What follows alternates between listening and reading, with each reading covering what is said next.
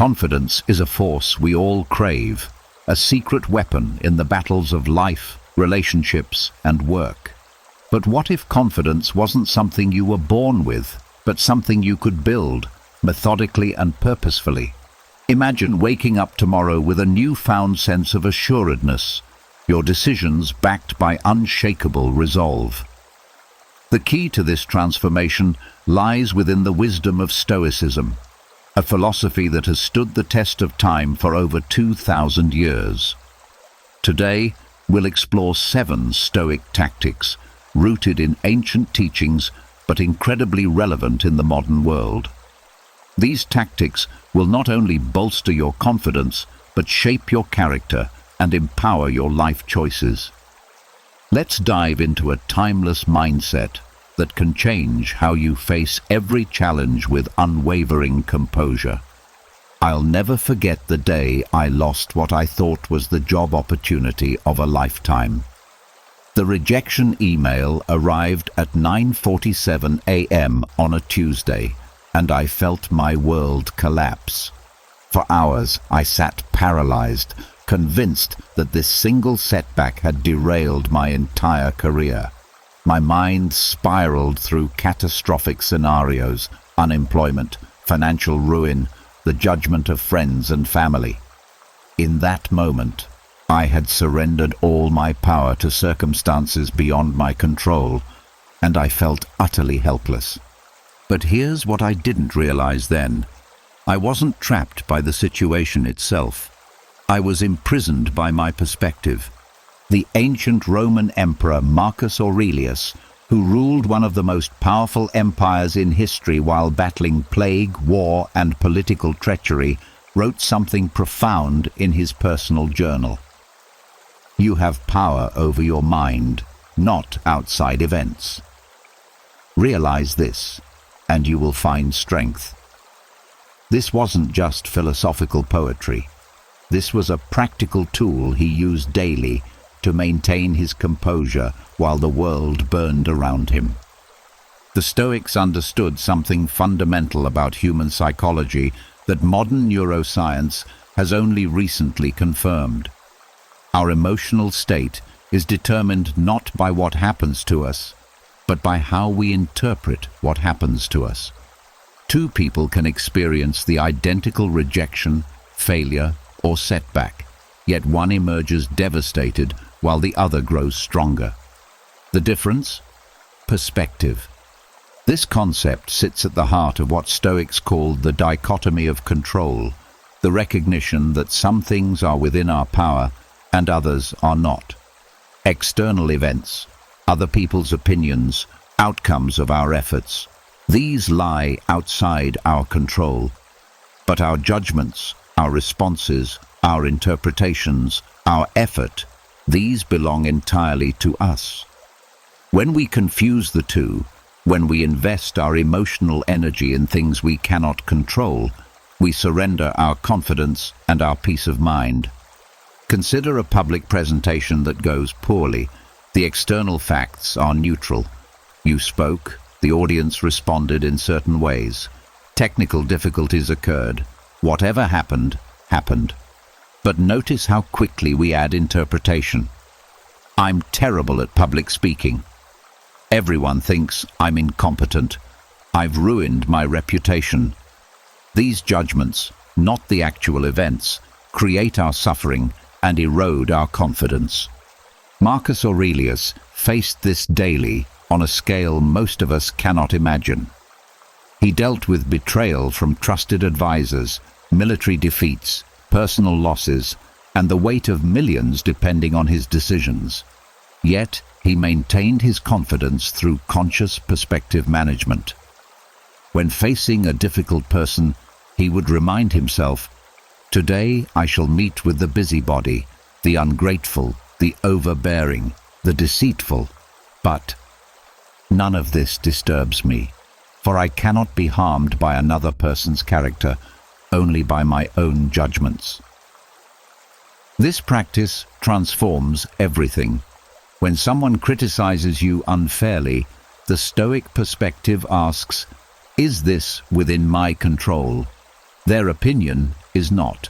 My response is, I can choose to see this as an opportunity to practice patience, to examine whether there's any truth worth extracting, to strengthen my character through adversity. Suddenly, what seemed like an attack becomes a training ground for confidence. The beauty of this approach is its universality. Whether you're navigating a career setback, a relationship conflict, or a personal failure, the principle remains the same. You cannot control what happened, but you control what it means and what you do next. That distinction, that razor-thin line between what's yours and what isn't, becomes the foundation of unshakable confidence. Let me share a practical example. Imagine you're passed over for a promotion you deserved. The immediate emotional response might be anger, disappointment, self-doubt. But pause. Apply the Stoic lens. What's outside your control? The decision itself, your manager's reasoning, office politics, perhaps even unconscious biases. Raging against these wastes your energy and corrodes your confidence. What's within your control? Your continued effort, your skill development, how you communicate your value, whether you stay or seek opportunities elsewhere, and crucially, how you frame this experience. Through the Stoic perspective, that rejection becomes something different. Not a judgment on your worth, but information about this particular situation. Not an ending, but a fork in the road. You might think, this organization doesn't align with my growth right now. I have the power to develop my skills, explore other options, or demonstrate my value more effectively. This setback is not about my capabilities. It's about circumstances I cannot control, and therefore cannot let define me. This isn't positive thinking or self-deception. It's radical clarity about what actually matters, your agency, your response, your growth. The Stoics weren't optimists who believed everything would work out. They were realists who believed that no matter what happened, they retained the power to respond with virtue, wisdom, and strength. Seneca, another great Stoic philosopher, put it simply, we suffer more in imagination than in reality. Most of our anxiety comes not from actual problems, but from our catastrophic interpretations of problems. When you learn to separate events from interpretations, you reclaim enormous power. The confidence that emerges from this practice is qualitatively different from shallow positivity. It's grounded in reality, tested by adversity, and unshakable because it doesn't depend on external validation. So here's your practical takeaway, the tool you can use today. The next time you face adversity, large or small, pause before reacting. Take a breath and ask yourself 3 questions. First, what actually happened, stripped of all interpretation? Second, what part of this situation is within my control? Third, how would my wisest, strongest self respond to this? This simple practice, repeated consistently, rewires how you process challenges. Instead of feeling victimized by circumstances, you'll begin to see yourself as the conscious creator of your response. That shift from passive recipient to active agent is where confidence lives, not in the absence of problems, but in the certainty that whatever happens, you possess the power to meet it with wisdom, strength, and grace. The Stoics didn't promise an easy life. They promised something better, the tools to face any life with confidence. And it begins with perspective, the choice to view the world through lenses that empower rather than diminish you. Picture yourself standing backstage, minutes before delivering the most important presentation of your career. Your heart races, your palms sweat, and your mind floods with paralyzing what-ifs. What if you forget your lines? What if the technology fails? What if you humiliate yourself in front of hundreds of people? For most of us, these thoughts are the enemy, intrusive fears we desperately try to suppress. But what if I told you that the Stoics intentionally cultivated these exact thoughts as a pathway to unshakable confidence? This sounds counterintuitive, perhaps even destructive. Our culture preaches positive thinking, manifestation, and the power of optimism. Yet here were some of history's most successful, resilient individuals deliberately imagining worst-case scenarios.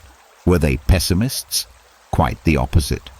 They understood something profound about human psychology. The fear of the unknown is far more paralyzing than the reality of the known. Seneca, the Roman philosopher and advisor to emperors, practiced what the Stoics called premeditatio malorum, the premeditation of evils. He would regularly set aside time to vividly imagine losing his wealth, his position, his health, even his life. This wasn't morbid obsession or catastrophic thinking. This was psychological armor, carefully forged through deliberate practice. The man who has anticipated the coming of troubles, Seneca wrote, takes away their power when they arrive. Think about that for a moment. Most of us live in denial of potential difficulties, hoping that by not thinking about them, we'll somehow avoid them. But this approach leaves us brittle, vulnerable, and shocked when inevitably something goes wrong. The Stoic approach creates the opposite, a flexible, resilient mind that can't be broken by circumstances because it has already mentally survived them. Consider the difference between two people facing the same challenge. Let's say starting a business. The first person, buoyed by enthusiasm and positive affirmations, launches without considering potential obstacles. When the first major setback arrives, a key partnership falls through, funding becomes scarce, or a product launch fails, they're devastated. They didn't see it coming. They haven't prepared emotionally, and now they question everything. The second person, practicing negative visualization, has already imagined these scenarios months before. They've asked themselves, what if my co-founder leaves? What if our first product completely fails? What if we run out of money in 6 months? More importantly, they've mentally walked through their response to each scenario. When the actual setback arrives, there's no shocked paralysis. Instead, there's recognition. Ah, this is one of the scenarios I prepared for. I know what to do next. This practice works because it exploits a quirk of human neuroscience. Our brains struggle to distinguish between vividly imagined experiences and actual experiences. When you mentally rehearse facing a difficulty, you're essentially training your emotional system to handle it before it happens. Athletes visualize their performance. Surgeons mentally rehearse complex procedures. Stoics visualize adversity. The principle is identical, but negative visualization serves another crucial purpose. It transforms our relationship with what we have right now. Seneca regularly imagined losing his wealth, his friends, his status. The result? Profound gratitude for what he currently possessed and liberation from anxious attachment to it. When you've genuinely contemplated losing something, not in a paranoid way, but in a clear-eyed, preparatory way, you appreciate it more fully and grip it less desperately. This creates a paradox. By imagining loss, you actually become more capable of enjoying what you have. The person who never considers losing their health takes it for granted and wastes it. The person who regularly imagines illness treats their body with care and gratitude. The person who never imagines relationship difficulties becomes complacent. The person who does treasures and nurtures their connections. Let me share how this works in practice with a modern example. Imagine you're worried about an important medical test result. The typical approach is anxious avoidance, distracting yourself, hoping for the best, living in limbo. The Stoic approach is radically different. You sit down and deliberately imagine the worst-case scenario. The test is positive. You have a serious condition. Then, and this is crucial, you don't stop there. You imagine yourself handling it. You visualize making a treatment plan, adjusting your life accordingly, finding meaning even in adversity, perhaps even discovering strength you didn't know you possessed. What happens?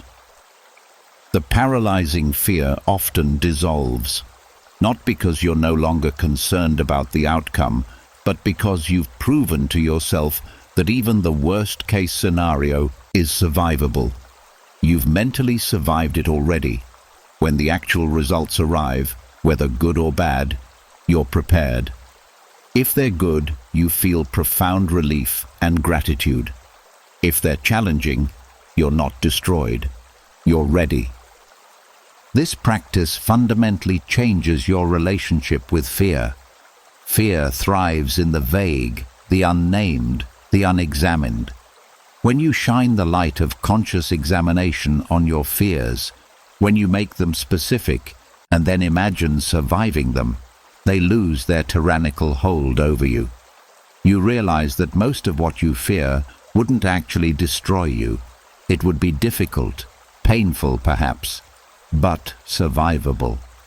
Marcus Aurelius, leading an empire while literally sleeping in military tents during campaigns, wrote, "Nothing happens to any man that he is not formed by nature to bear."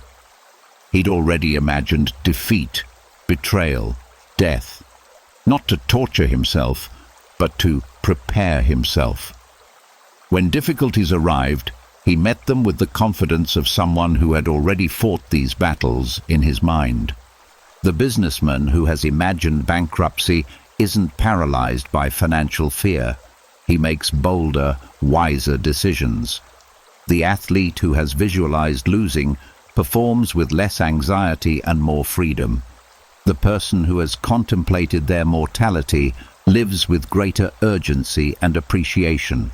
This is the gift of negative visualization, preemptive resilience that transforms potential trauma into manageable challenge. So here's your reflective exercise, your invitation to practice this ancient technique. Choose one fear that quietly haunts you.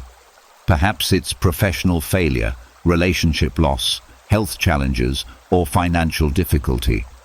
Set aside 15 minutes in a quiet space. Close your eyes and deliberately, vividly imagine this fear coming true. Don't shy away from the details. Feel the discomfort. But then, and this is essential, imagine yourself on the other side of it. How would you cope? What resources would you draw upon? What would you learn? How might you even grow stronger? Do this practice regularly, and you'll notice something remarkable. The fears that once paralyzed you begin to seem manageable. Not pleasant, not desired, but survivable.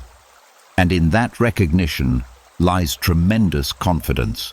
The confidence of someone who knows that no matter what happens, they have the internal resources to handle it. The Stoics didn't practice negative visualization to become pessimists. They practiced it to become free. Free from the tyranny of circumstance, free from the paralysis of fear, free to act with confidence regardless of outcomes. That freedom, that confidence, is available to you right now.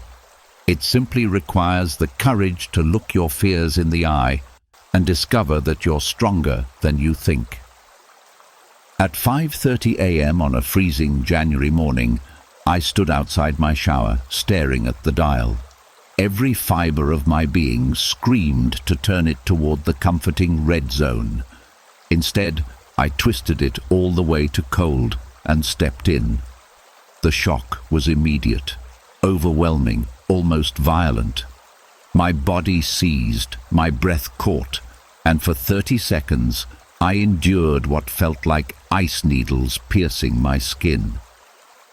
When I finally stepped out, gasping and alive, something had shifted, not just in my body, but in my mind. I had voluntarily chosen discomfort, endured it, and emerged stronger. This is the essence of a Stoic practice that has been building confidence for over 2,000 years. The modern world is engineered for comfort. We have climate control, ergonomic furniture, food delivery apps, and entertainment on demand. Every inconvenience has been smoothed away, every discomfort eliminated. This sounds like progress, and in many ways it is. But there's a hidden cost. We've become soft, not just physically, but psychologically. When we encounter inevitable discomfort, a difficult conversation, a challenging project, an unexpected setback, we lack the mental toughness to handle it. We've had no practice. The Stoics recognized this danger millennia ago. Epictetus, who spent much of his life as a slave and lived with a permanent disability after his leg was broken by a cruel master, understood that strength comes not from avoiding adversity, but from embracing it. Difficulties are things that show a person what they are, he taught. But he went further, advocating that we shouldn't merely accept difficulty when it arrives, we should actively seek it out. This practice, which we might call voluntary discomfort, is perhaps the most immediately practical of all Stoic techniques. It's simple. Regularly expose yourself to controlled, manageable discomfort to build resilience, confidence, and self-control. The cold shower is one example, but the possibilities are endless. Fasting for a day, sleeping on the floor, walking instead of driving, saying no to small pleasures, enduring physical exercise, sitting in silence without entertainment. The purpose isn't punishment or asceticism for its own sake.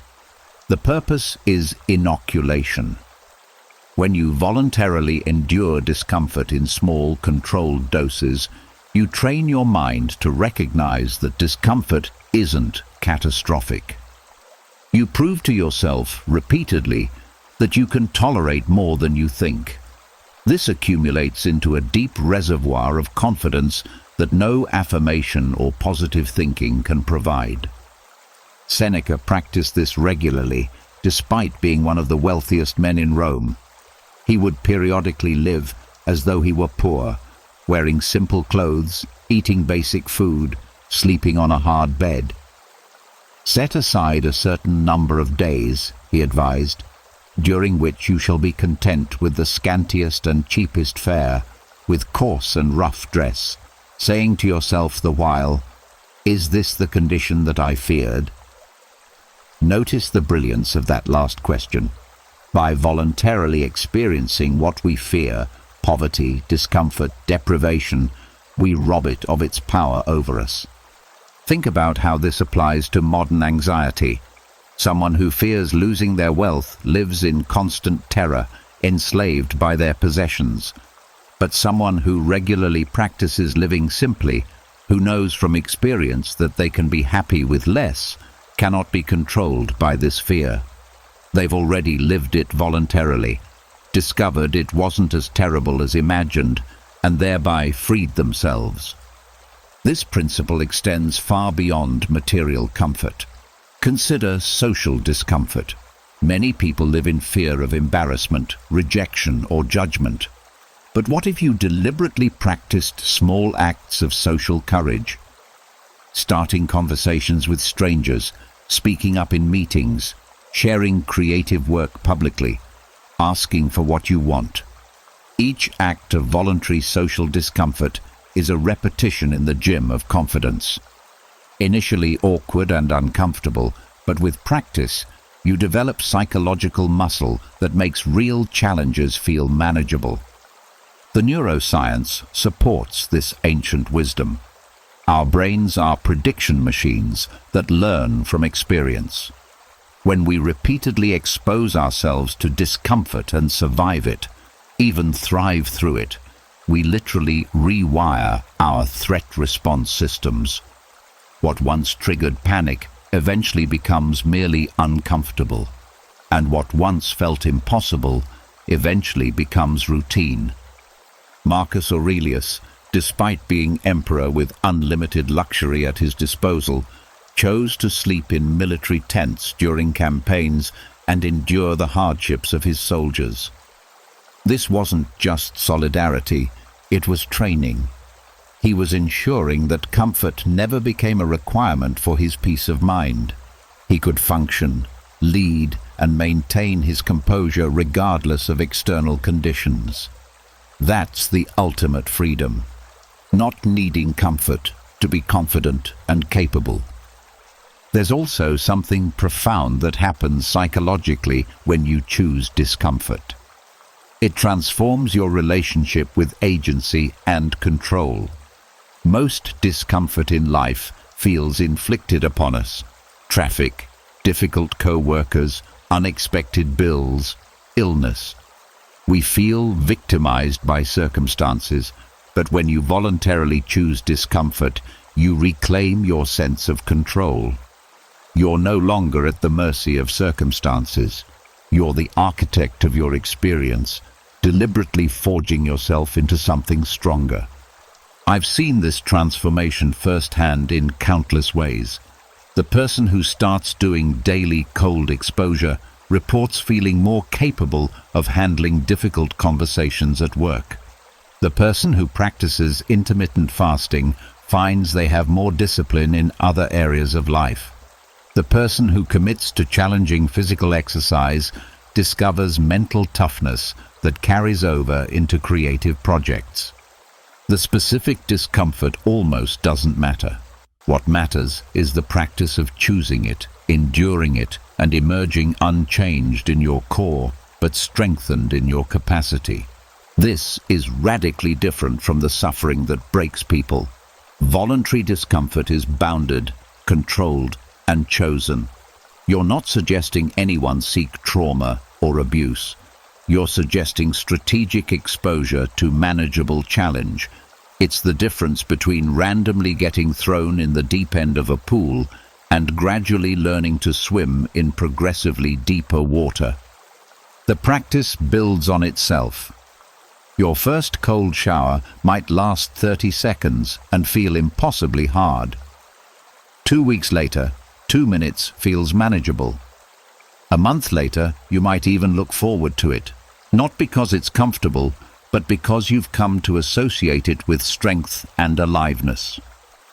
This progressive overload, the same principle used in physical training, applies to psychological resilience.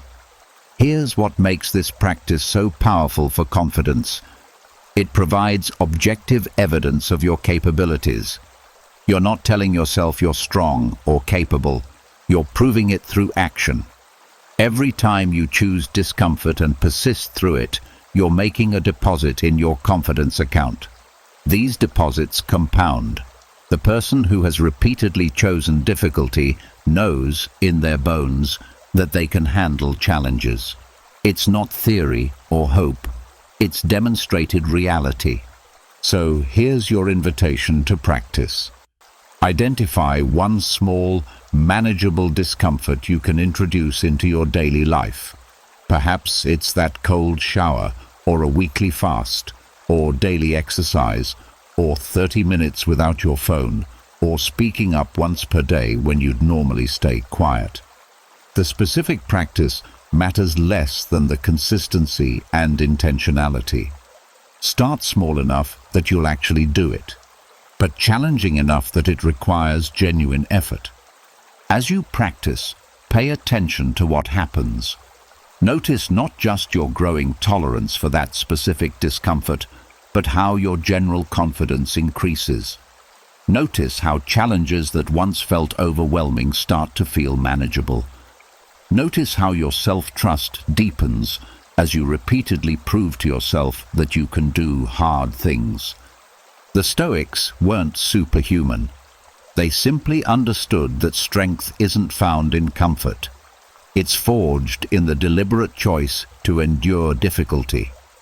Every cold shower, every challenging workout, every voluntary sacrifice is a rehearsal for life's inevitable hardships. When real adversity arrives, and it will, you won't be the person who collapses at the first sign of discomfort. You'll be the person who thinks, "I've trained for this, I can handle this, I've done harder things by choice."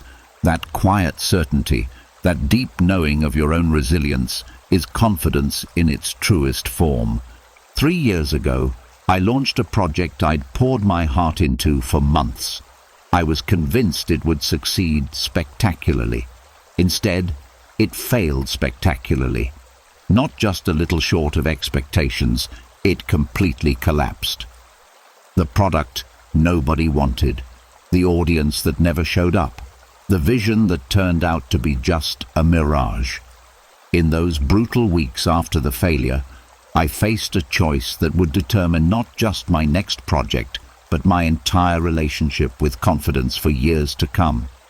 I could hide from the failure, make excuses, blame external circumstances, or I could do something far more difficult and ultimately transformative. I could own it completely. We live in a culture that treats failure as shameful, something to be hidden, minimized, or explained away. From childhood, we're taught that failure is the opposite of success, a verdict on our worth and abilities. Social media amplifies this, showing us carefully curated highlight reels while hiding the countless failures behind every success. The result? Most of us develop an almost pathological fear of failure that paradoxically guarantees we'll either avoid ambitious pursuits or be devastated when inevitable setbacks occur. The Stoics had a radically different relationship with failure. They didn't celebrate it in the hollow, corporate way of failing fast and learning experiences. They went deeper, recognizing that failure is not just inevitable but essential, and that our response to failure is one of the most powerful determinants of our character and future success. Marcus Aurelius, reflecting on his own mistakes and shortcomings, wrote, "The impediment to action advances action. What stands in the way becomes the way." This wasn't mere wordplay. It was a fundamental reorientation toward obstacles and failures. The thing you think is blocking you is actually the path forward, if you can learn to see it correctly. Consider the alternative. The person who cannot accept failure must either attempt nothing ambitious or live in constant terror. If your self-worth is contingent on never failing, you're trapped. You'll only pursue guaranteed successes, which means you'll never grow beyond your current capabilities. Or you'll attempt something bold, hit an inevitable setback, and experience not just the practical problem, but also existential crisis. Because failure has become a referendum on your identity. The Stoic approach liberates you from this prison. When you accept, truly accept, in your bones that failure is a necessary part of any meaningful pursuit, you can finally act with genuine confidence. Not the brittle confidence of someone who's never been tested, but the deep confidence of someone who knows they can fail and survive. Let me be clear about what acceptance means here. It's not resignation or fatalism. It's not saying, "I'll probably fail, so why try?" It's recognizing that in any ambitious endeavor, you will encounter failures and setbacks, and that these moments are where growth actually happens. The entrepreneur who's never had a failed business hasn't learned the crucial lessons that make future success possible. The athlete who's never lost hasn't developed the mental toughness required for championship performance. The artist who's never created something terrible hasn't pushed their boundaries enough to create something extraordinary. Epictetus, who endured slavery and disability, taught his students a powerful reframe. Don't seek for everything to happen as you wish it would, but rather wish that everything happens as it actually will happen, and your life will flow well. Applied to failure, this means don't wish you never failed. Accept that you will, and prepare to extract every possible lesson from it. This acceptance becomes ownership. When something goes wrong, the immediate human instinct is to deflect blame. The project failed because of bad timing, difficult team members, market conditions, bad luck, anything but our own choices. And sure, external factors always play a role, but the Stoic recognizes that this deflection, while emotionally protective in the short term, is catastrophically damaging in the long term. When you blame external circumstances for your failures, you implicitly surrender your power to external circumstances. You're saying, "I'm not in control. I'm a victim of forces beyond me." This might feel better momentarily, but it obliterates confidence. How can you be confident in your ability to succeed when you believe success is determined by factors outside your control? The alternative is radical ownership. When my project failed, I could have blamed the market, the timing, my collaborators. Instead, I asked, what did I control? What decisions did I make? Where did I misjudge? What could I have done differently? This inquiry was painful, genuinely painful, because it meant acknowledging my own errors, overconfidence, and blind spots. But it was also empowering, because it meant every failure contained lessons that would make me more capable next time. Seneca wrote extensively about his own mistakes and poor judgments, not as confessions, but as learning opportunities. He understood that owning your failures is actually the ultimate display of strength. It takes far more courage to say, "I failed and here's what I did wrong," than to hide behind excuses. And paradoxically, this vulnerability, this honest acknowledgement of failure, builds more genuine confidence than any amount of bravado or self-deception. Here's what happens when you practice radical ownership of your failures. You stop fearing them. When failure isn't a threat to your identity, but simply feedback about your current approach, you can experiment more freely. You can take intelligent risks. You can push your boundaries. And crucially, when you do fail, you bounce back faster because you're not wasting energy on denial or blame. You're immediately extracting lessons and adjusting course. Think about the most confident people you know, not the arrogant ones who've never been challenged, but those with deep, quiet confidence. Almost universally, they're people who've failed significantly and learned to own those failures without shame. They're not haunted by past mistakes because they've integrated them. The failure isn't something that happened to them. It's something they experienced, learned from, and transcended. This creates a transformative cycle. When you own a failure completely, you extract maximum learning. When you extract maximum learning, you increase your capabilities. When your capabilities increase, you're more likely to succeed next time. And even if you fail again, you've proven to yourself that failure isn't fatal. It's information. Compare this to the person who cannot own their failures. They blame circumstances, get bitter, or avoid trying again. They extract minimal learning because they're too busy defending their ego. Their capabilities stagnate. Future attempts are undermined by unexamined patterns, and worst of all, their confidence erodes because deep down, they know they're lying to themselves about who's responsible. Let me share a framework that makes this practical. When you encounter a failure, and you will, ask yourself 3 questions. First, what specific actions or decisions did I make that contributed to this outcome? Be ruthlessly honest. Second, given what I now know, what would I do differently? This transforms hindsight into wisdom. Third, what capabilities do I need to develop to handle this type of situation better in the future? This transforms failure into a development roadmap. These questions only work if you're willing to own your role completely, not in a self-flagellating way. The Stoics weren't advocates of shame or self-punishment, in a clear-eyed, growth-oriented way. You're not a bad person for failing. You're a learner who now has more data. This practice fundamentally changes your relationship with risk and ambition. When failure is no longer an existential threat, but simply a potential learning experience, you can pursue meaningful goals without paralyzing fear. Your confidence isn't based on never failing. It's based on knowing you can fail, learn, and continue.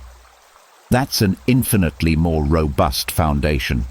So here's your invitation, your moment of reflection. Think of one significant failure in your past, perhaps one you've been avoiding examining honestly.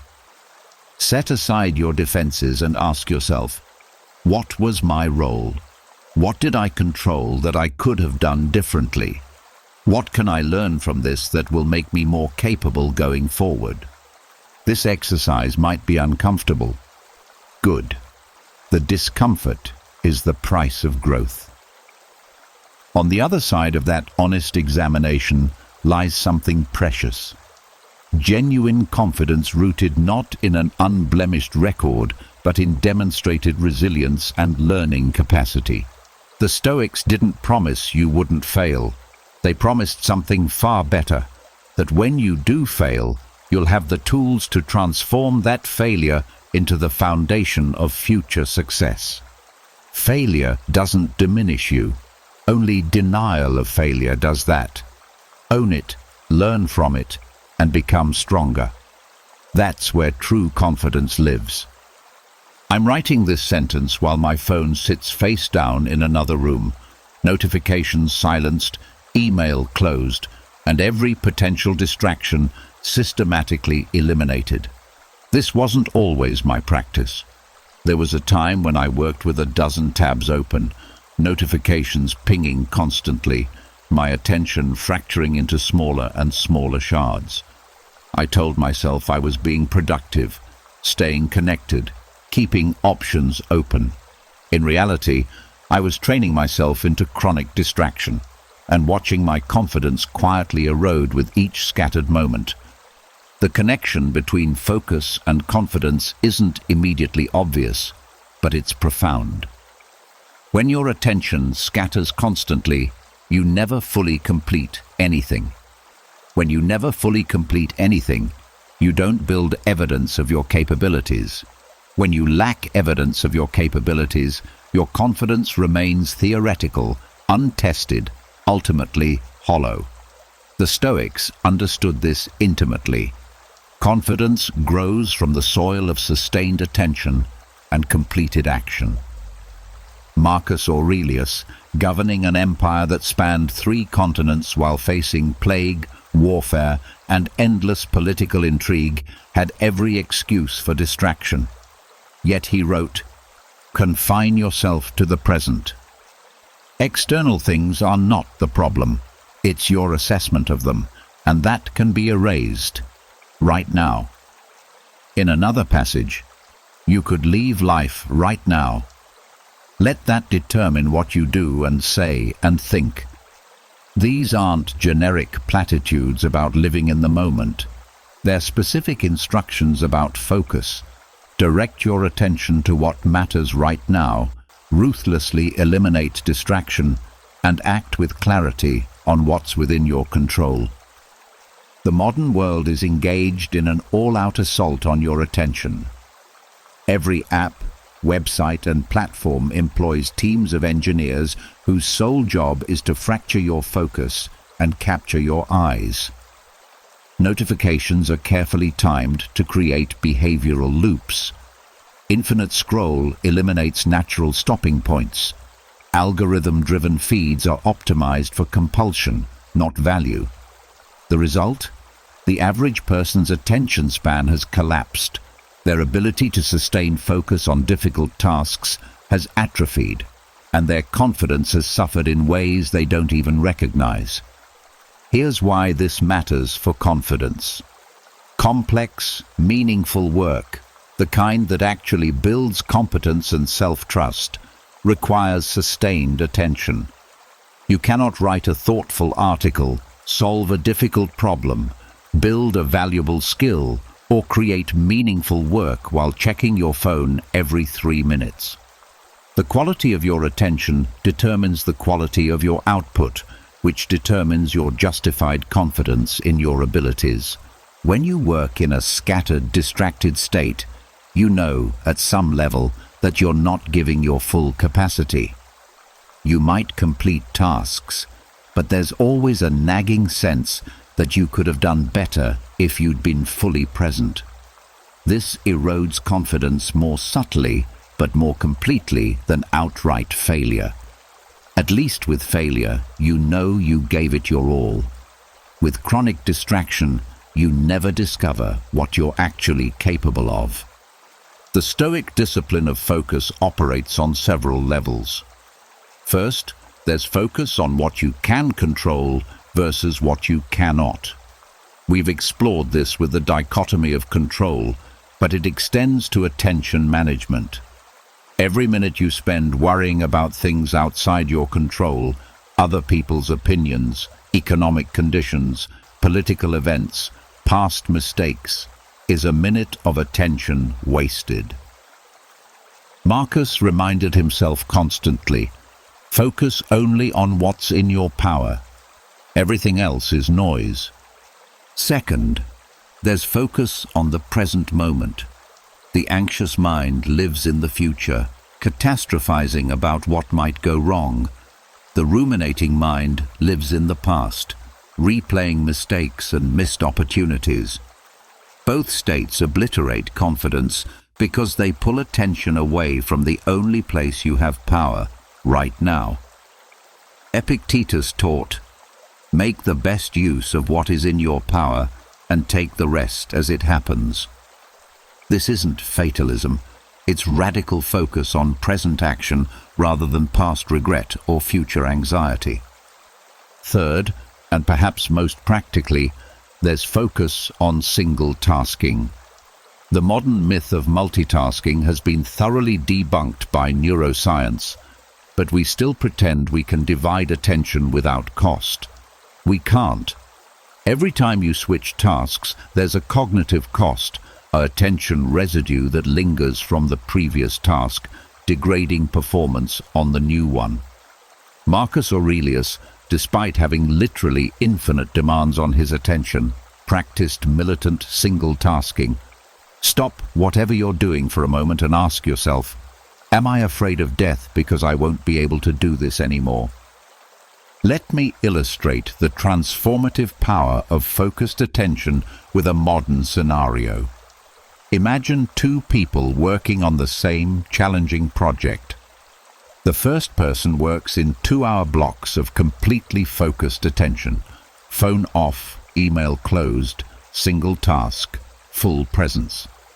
The second person works in scattered 30-minute chunks, constantly interrupted by notifications, switching between tasks, never fully present.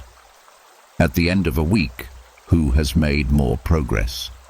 More importantly, who feels more confident in their abilities? The first person has engaged deeply, solved complex problems, built skills, and has concrete evidence of what they can accomplish with full attention. Their confidence grows from demonstrated capability. The second person might have logged the same hours, but they've built nothing substantial. No deep learning, no complex problem solving, no evidence of capacity. Their confidence remains untested hypothesis. This dynamic explains something puzzling about modern life. Despite unprecedented access to information, tools, and opportunities, many people feel less confident than previous generations. Part of the answer lies in chronic distraction. When you never sustain attention long enough to complete something meaningful, you never build real competence. You remain perpetually surface level, dabbling but never mastering, starting but never finishing. The Stoics also connected focus to what they called prohairesis, the faculty of choice and moral will. Epictetus taught that this was the only thing truly our own, the only thing that couldn't be taken by tyrants or circumstances. But prohairesis only functions when you're focused enough to use it. In distraction, you're not choosing, you're reacting, being pulled by impulse and external stimulus. In focus, you're exercising your highest human capacity, conscious, intentional choice. Seneca wrote extensively about the importance of concentration, warning that a mind spread across too many concerns accomplishes nothing. To be everywhere is to be nowhere. He advocated what we might call time blocking, setting aside sacred periods for deep thought and work, protected from interruption. He practiced this himself, despite being one of the most politically connected and socially obligated men in Rome. Every day included periods of complete withdrawal for reading, writing, and contemplation. These weren't luxuries, they were the foundation of his effectiveness and his confidence. There's a profound psychological mechanism at work here. When you practice sustained focus, you enter what modern psychologists call flow states, periods of complete absorption where time seems to disappear and your capabilities expand. These states are where peak performance happens, but more importantly for our purposes, they're where genuine confidence is forged. In flow, you directly experience what you're capable of when you bring full attention to a challenge. This experience is infinitely more powerful than any affirmation or motivational speech. Consider the confidence of a craftsman, a carpenter, a surgeon, a musician, who has spent thousands of hours in focused practice. Their confidence isn't based on positive self-talk. It's based on the direct, repeated experience of sustained attention producing mastery. They know what they can do because they've done it, over and over, with full focus. This is confidence in its most authentic form. Now contrast this with the pseudo-confidence of someone who's never sustained attention long enough to develop real skill. They might talk a good game, project bravado, even temporarily convince themselves and others. But there's always a hollowness, a brittleness. When tested, the facade cracks because there's no substance beneath it. Real confidence requires the substance that only focused practice can build. The discipline of focus also creates what we might call cognitive sovereignty. In distraction, you're enslaved to your impulses, to algorithms, to whoever or whatever can capture your attention. In focus, you're free. You've reclaimed the most valuable resource you possess, the conscious direction of your mental energy. This sovereignty is itself deeply confidence-building. You're no longer a leaf blown by every wind. You're an agent consciously choosing where to direct your power. Marcus Aurelius faced a unique version of this challenge. As emperor, he had legitimate demands on his attention from every corner of the empire. Yet he developed what we might call strategic focus. He would identify the essential issues, the things that truly mattered, and give them his full attention. Everything else, no matter how urgent it seemed, was delegated or ignored. He wrote, "Ask yourself at every moment, is this necessary?" This ruthless prioritization allowed him to maintain focus on what was actually important rather than merely urgent. This practice translates directly to modern life. Most of what screams for our attention isn't important. It's just loud. The email that seems urgent, the notification that seems pressing, The news that seems critical, most of it is noise that will be irrelevant tomorrow. The discipline is to constantly ask, what deserves my focus right now? What am I actually trying to accomplish? What's the one thing that, if I gave it my full attention, would make the biggest difference? There's also a meditative quality to Stoic focus that differs from mere productivity hacking. It's not just about getting more done, it's about being fully present with whatever you're doing, even if that's something simple. Washing dishes with full attention, walking with full presence, listening to another person without planning your response. This comprehensive focus creates a quality of attention that permeates your entire life, and with it comes a deep confidence in your ability to be present with reality as it is. Let me share practical techniques for developing this discipline, drawn from both Stoic teaching and modern understanding. First, create sacred containers for deep work. Set aside specific times, even if just 1 hour per day initially, where you eliminate all potential distractions. Phone off, internet blocked if necessary, door closed. During this time, focus on one significant task with full attention. Don't check email, don't peek at messages, just work. Second, practice what Marcus called removing impressions. Throughout the day, notice when your attention gets hijacked by a notification, a wandering thought, an emotional reaction. Pause, take a breath, and consciously redirect your attention to what you chose to focus on. This micro-practice, repeated hundreds of times, trains attentional control like a muscle. Third, conduct regular focus audits. At the end of each day, honestly assess. How much time did I spend in focused, intentional action versus scattered, reactive distraction? What pulled me off course? What enabled deep focus? This isn't about judgment, it's about data.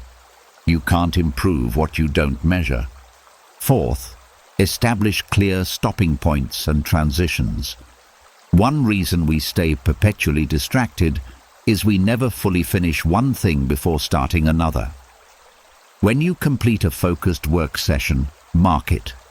Close the laptop, take a walk, create a clear boundary. This allows your mind to consolidate learning and prepares you to bring full attention to whatever comes next. Fifth, practice progressive focus training. Start with 25-minute focused sessions if that's all you can sustain. Build gradually to 50 minutes, then 90, then 2 hours. Like physical training, attentional capacity develops through progressive challenge. Don't expect to immediately sustain hours of deep focus if you've been training chronic distraction for years. The transformation this creates extends far beyond productivity. As you develop the capacity for sustained attention, you'll notice your confidence growing in direct proportion. You're completing meaningful work, building real skills, and accumulating evidence of your capabilities. But more subtly, you're developing self-trust. Each time you commit to focus and actually do it, you're proving to yourself that you can do what you set out to do. This keeps compounding. Consider the alternative trajectory. Someone who never develops focus drifts through years, perpetually busy, but never truly productive, starting dozens of projects but finishing few, knowing at some level that they're not operating at their capacity. How can genuine confidence develop in that pattern? It can't. Confidence requires the foundation of demonstrated capability, which requires sustained attention. There's a beautiful moment in Marcus Aurelius's Meditations where he writes, "Concentrate every minute like a Roman, like a man, on doing what's in front of you with precise and genuine seriousness, tenderly, willingly, with justice." Notice the specificity. not just doing what's in front of you, but doing it with full presence and commitment. This is the essence of Stoic focus, bringing complete attention to each moment, each task, each choice.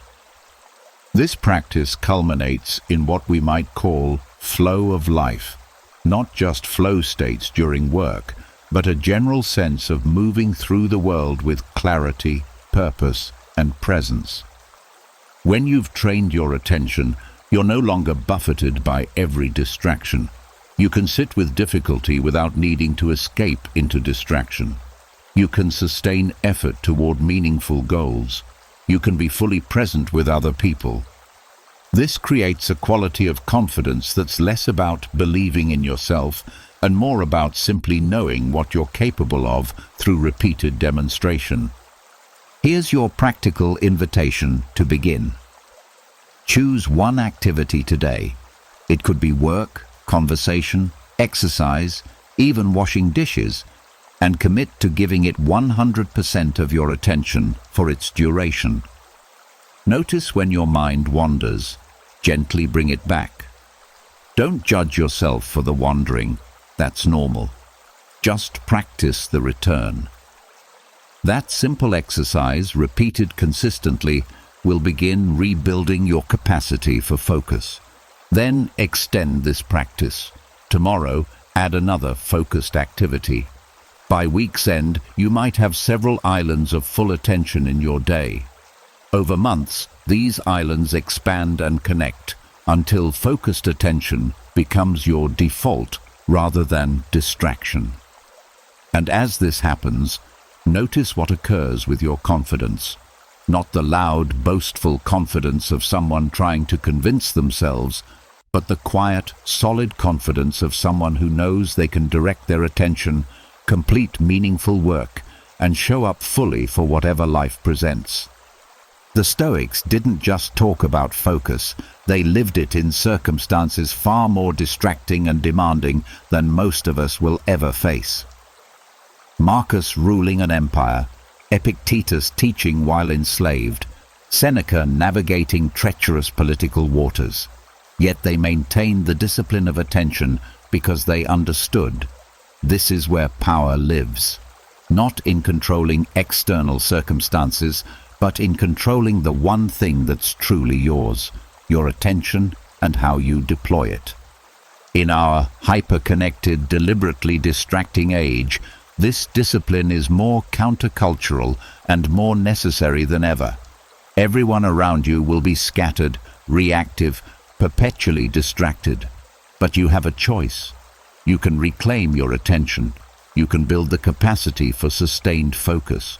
And in doing so, you'll build something far more valuable than productivity. You'll build genuine, tested, unshakable confidence. The confidence that comes from knowing you can direct your full power toward what matters, and that when you do, you're capable of far more than you imagined. That confidence, forged in the discipline of focus, is the foundation upon which everything else rests. The Stoics knew it, and now, so do you. The argument started over something trivial. I can't even remember what now, but within seconds, I felt the familiar surge of anger rising through my chest. My heart rate spiked, my jaw clenched, and words formed on my tongue that I knew I'd regret. In that moment, I stood at a fork in the road that appears dozens of times each day. React immediately to the impulse, or pause and choose my response. For years, I'd taken the first path automatically, letting emotions dictate my actions, then dealing with the aftermath. But that day, I paused. Just 3 seconds. And in those 3 seconds, everything changed. This is the essence of self-control, and it's perhaps the most misunderstood virtue in the Stoic arsenal. When most people hear self-control, they imagine white-knuckled repression, denying yourself pleasure, living like an austere monk. But the Stoics meant something radically different and far more powerful. Self-control isn't about suppressing who you are. It's about becoming who you want to be. It's the difference between being controlled by your impulses and consciously directing your life. Marcus Aurelius understood this intimately. As emperor, he had unlimited access to every pleasure, vice, and indulgence imaginable. No one could have stopped him from giving in to anger, lust, greed, or any other impulse. Yet he wrote, "You have power over your mind, not outside events." Realize this, and you will find strength. The power he's describing is self-control, the ability to stand between stimulus and response and consciously choose. This is where genuine confidence is forged. Think about it. When you're controlled by your impulses, emotional reactions, cravings, immediate gratification, you're essentially a puppet. External circumstances pull your strings and you dance. Someone criticizes you, you react defensively. You feel an urge, you indulge it immediately. A difficulty arises, you avoid it. In this state, how can you be confident? You're not even in control of yourself. Now imagine the opposite. Imagine being able to pause before reacting emotionally, to feel a craving but choose whether to indulge it, to face difficulty without immediately seeking escape. This isn't superhuman, it's simply self-control. And the confidence that comes from this is profound because it's based on demonstrated self-mastery. You know you can trust yourself because you've proven repeatedly that you're in the driver's seat. Epictetus, who lived much of his life enslaved and therefore had almost no control over external circumstances, became obsessed with the one thing he could control: his responses, his judgments, his will. He taught, "No one can hurt you without your consent. No one can degrade you unless you allow it." This sounds empowering, but it comes with a sobering responsibility. If no one else controls your responses, then you must. That requires self-control. Let's be specific about what this looks like in practice. Self-control operates across several domains, each contributing to confidence in different ways. First, there's emotional self-control, the ability to feel emotions without being controlled by them. The Stoics didn't advocate for becoming emotionless robots. They acknowledged that emotions arise automatically. What matters is what you do next. When anger arises, the person without self-control lashes out immediately, says things they regret, damages relationships, then feels worse about themselves.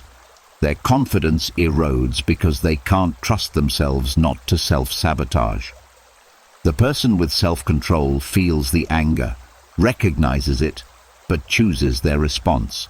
Maybe they take a breath and respond calmly. Maybe they say, "I need a moment before I respond to this." Maybe they use the anger as information about their values without letting it drive their behavior. Each time they do this successfully, their self-trust and confidence grows. Second, there's control over immediate gratification. We live in a culture engineered to exploit impulsivity. Every app, advertisement, and product is designed to trigger immediate desire and offer instant satisfaction. The result?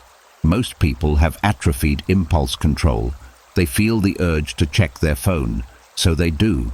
They want the dessert, so they eat it. They crave entertainment, so they binge watch. Each surrender to impulse is a tiny erosion of self-control and consequently confidence. Seneca warned about this.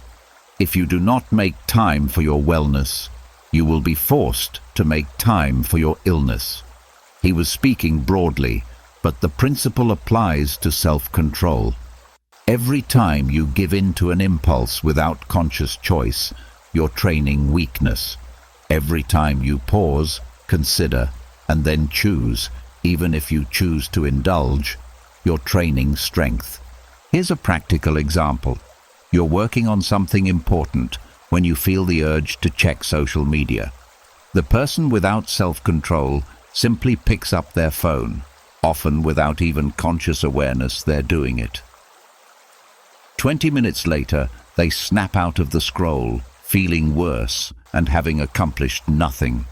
Their confidence in their ability to focus and follow through has taken another hit. The person practicing self-control feels the same urge, but recognizes it.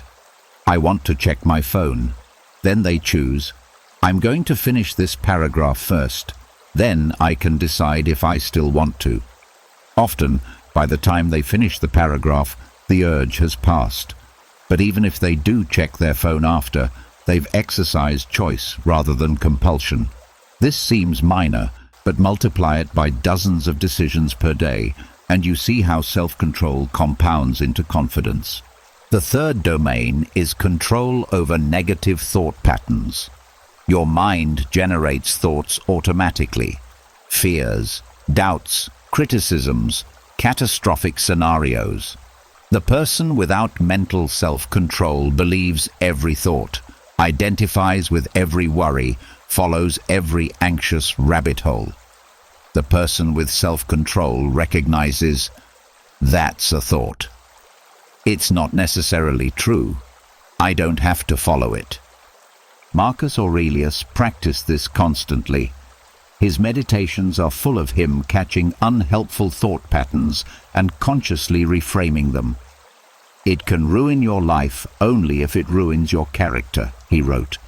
Otherwise, it cannot harm you, inside or out. This is cognitive self-control, choosing which thoughts to entertain and which to dismiss. The confidence this builds is remarkable. When you realize you don't have to believe every anxious thought, every self-doubt, every catastrophic prediction, you're suddenly free. You still feel fear or doubt, but you're not controlled by it. You can acknowledge the feeling and choose courage anyway. That's not fearlessness, that's self-control, which is far more valuable. So how do you actually develop this virtue? The Stoics offered several practices that remain powerful today. First, the practice of premeditatio, which we've explored as negative visualization, but which also applies to impulse control. Before entering a situation where you know you'll face temptation or emotional triggers, mentally rehearse your response. If you're going to a social event where you tend to drink too much, visualize yourself stopping after 2 drinks.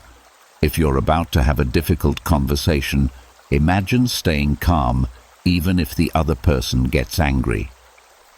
Second, the practice of morning and evening review. Each morning, set intentions. Today, I will pause before responding to criticism. Each evening, review. When did I exercise self-control well? When did I fail? What can I learn? Marcus Aurelius did this daily. It's not about achieving perfection, it's about conscious practice and learning. Third, start with small domains where you can practice successfully. Don't try to overhaul your entire life overnight.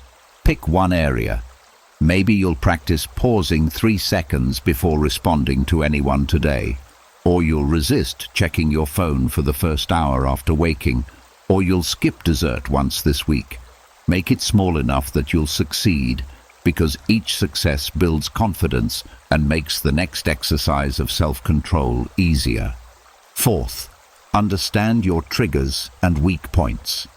Seneca advised, if you wish to put off all worry, assume that what you fear may happen is certainly going to happen. Applied to self-control, this means, know thyself. When are you most vulnerable to losing control? When tired, when hungry, when stressed, around certain people, in certain situations. Once you know your patterns, you can prepare for them rather than being blindsided. Fifth, practice the pause. This is perhaps the most powerful technique of all. When you feel a strong emotion or impulse, simply pause. Take 3 conscious breaths. Count to 10. Say, "I notice I'm feeling angry right now," rather than, "You made me angry." This tiny gap between stimulus and response is where freedom lives. Viktor Frankl, who survived Nazi concentration camps, wrote, "Between stimulus and response, there is a space. In that space is our power to choose our response.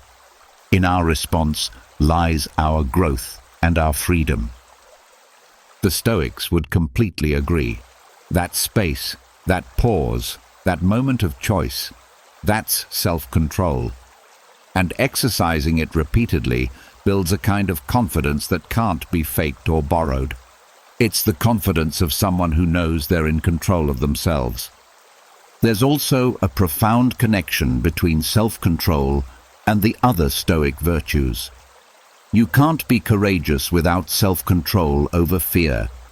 You can't be just without self-control over selfish impulses. You can't be wise without self-control over reactive emotions. Self-control is the foundation upon which all other virtues rest. And here's the beautiful paradox. The more self-control you develop, the less effort it requires. Initially, every exercise of self-control feels like a battle. The urge to react, to indulge, to follow the impulse is strong, and resisting it takes genuine effort. But with practice, it becomes easier. The neural pathways of self-control strengthen. The pathways of impulsivity weaken. Eventually, self-control starts to feel natural, even effortless. But you have to put in the work first. Let me be honest about the challenges. Developing self-control means you'll fail regularly, especially at first. You'll commit to not checking your phone during dinner, then find yourself scrolling without thinking. You'll promise yourself you'll respond calmly to criticism, then find yourself getting defensive. This is normal. The key is not to let failure discourage you. Each attempt, successful or not, is practice. Each time you notice you've lost control, that noticing itself is progress, because you can't regain control until you're aware you've lost it. The ultimate goal isn't perfection, it's progress. It's becoming more aware of your impulses and emotions, and more capable of choosing your response to them. It's the confidence of knowing that even when you feel angry, scared, tempted, or overwhelmed, you still have choice. You're not a passenger in your own life. You're the pilot. Here's your practical starting point. Today, pick one area where you tend to act impulsively. Maybe it's emotional reactions, phone usage, food, spending, or something else. Set a simple intention to pause before acting in that domain just once today. Feel the urge, recognize it, take 3 breaths, then choose. Do this tomorrow and the next day. Within a week, you'll notice something shifting, not just in that domain, but in your general sense of self-trust and confidence. The Stoics taught that self-control is the gateway to freedom. When you're controlled by impulses, you're enslaved. When you can choose your responses, you're free. And with that freedom comes a confidence that no external circumstance can shake, because it's rooted in the one thing you truly control, yourself. I used to check my social media notifications compulsively, sometimes dozens of times per day. Each like sent a small rush of pleasure. Each comment required immediate reading and response. And when a post didn't perform well, when the validation I was seeking didn't arrive, I'd feel a creeping anxiety, a sense that something was wrong with me. I was, though I didn't realize it then, completely dependent on external validation for my sense of worth and confidence. I had outsourced my self-esteem to strangers on the internet, and they weren't even aware of the power I'd given them. This is one of the most common and corrosive patterns in modern life, and it's precisely what the Stoics warned against 2,000 years ago. Epictetus, speaking to his students about the path to freedom and confidence, said something that feels almost painfully relevant today. If you wish to live a life free of fear, don't concern yourself with things that are not up to you. Don't try to avoid what you cannot control, and what's less in your control than other people's opinions of you. The irony is profound. The more you seek confidence through external validation, the less confident you become. Each time you look outside yourself for approval, you're implicitly declaring that you don't trust your own judgment. Each time you adjust your behavior to earn praise or avoid criticism, you're surrendering your authenticity. And each time someone's opinion affects your mood or self-perception, you're proving that your confidence isn't really yours. It's borrowed, contingent, and therefore fragile. Marcus Aurelius, who held the most publicly scrutinized position imaginable, understood this deeply. As emperor, everyone had opinions about his decisions, his character, his actions. He could have spent every waking moment trying to please senators, soldiers, citizens, historians, even the gods. Instead, he wrote this remarkable passage. I have often wondered how it is that every man loves himself more than all the rest of men, but yet sets less value on his own opinion of himself than on the opinion of others. Think about that observation. You presumably know yourself better than anyone else does. You have access to your intentions, your growth, your efforts, your full context. Yet when someone else, who knows only a fraction of your story, judges you, their opinion somehow weighs more than your own. This is the trap of external validation, and it's a trap that makes genuine confidence impossible. Let me distinguish between two types of validation, because this nuance matters. There's information and there's approval. Information from others can be valuable, constructive feedback about your work, honest observations about your behavior, data about how you're being perceived. The Stoics weren't against gathering information. What they opposed was needing approval, requiring others to think well of you for you to think well of yourself. Seneca captured this distinction perfectly. A gem cannot be polished without friction, nor a person perfected without trials. He sought friction, feedback, even criticism, but as information for growth, not as a measure of his worth. He knew his worth came from his character and his adherence to his values, not from public opinion. The problem with needing external validation is that it's an inherently unstable foundation for confidence. People's opinions change constantly based on factors that have nothing to do with you. Someone might criticize you not because you did anything wrong, but because they're having a bad day. They misunderstood your intentions, they're projecting their own insecurities, or they simply have different values. If your confidence depends on universal approval, you're building on quicksand. Moreover, seeking validation creates perverse incentives. You start making decisions based not on what you believe is right, but on what you think will earn approval. You censor your authentic self, perform for your audience, chase metrics that don't matter. I see this everywhere now. People agonizing over how many followers they have, how many likes a post received, whether they're being invited to the right events, whether they're being perceived as successful. The anxiety is palpable, and the confidence is nowhere to be found. Epictetus offered a radical alternative. If you want to improve, be content to be thought foolish and stupid. This sounds extreme, but it's liberating. Once you release the need for universal approval, you're free to actually be yourself, to take risks, to pursue what matters to you rather than what impresses others. And paradoxically, this is when real confidence emerges. because it's rooted in internal alignment rather than external metrics. Here's what Stoic detachment actually looks like in practice. It doesn't mean you don't care about anyone's opinion ever.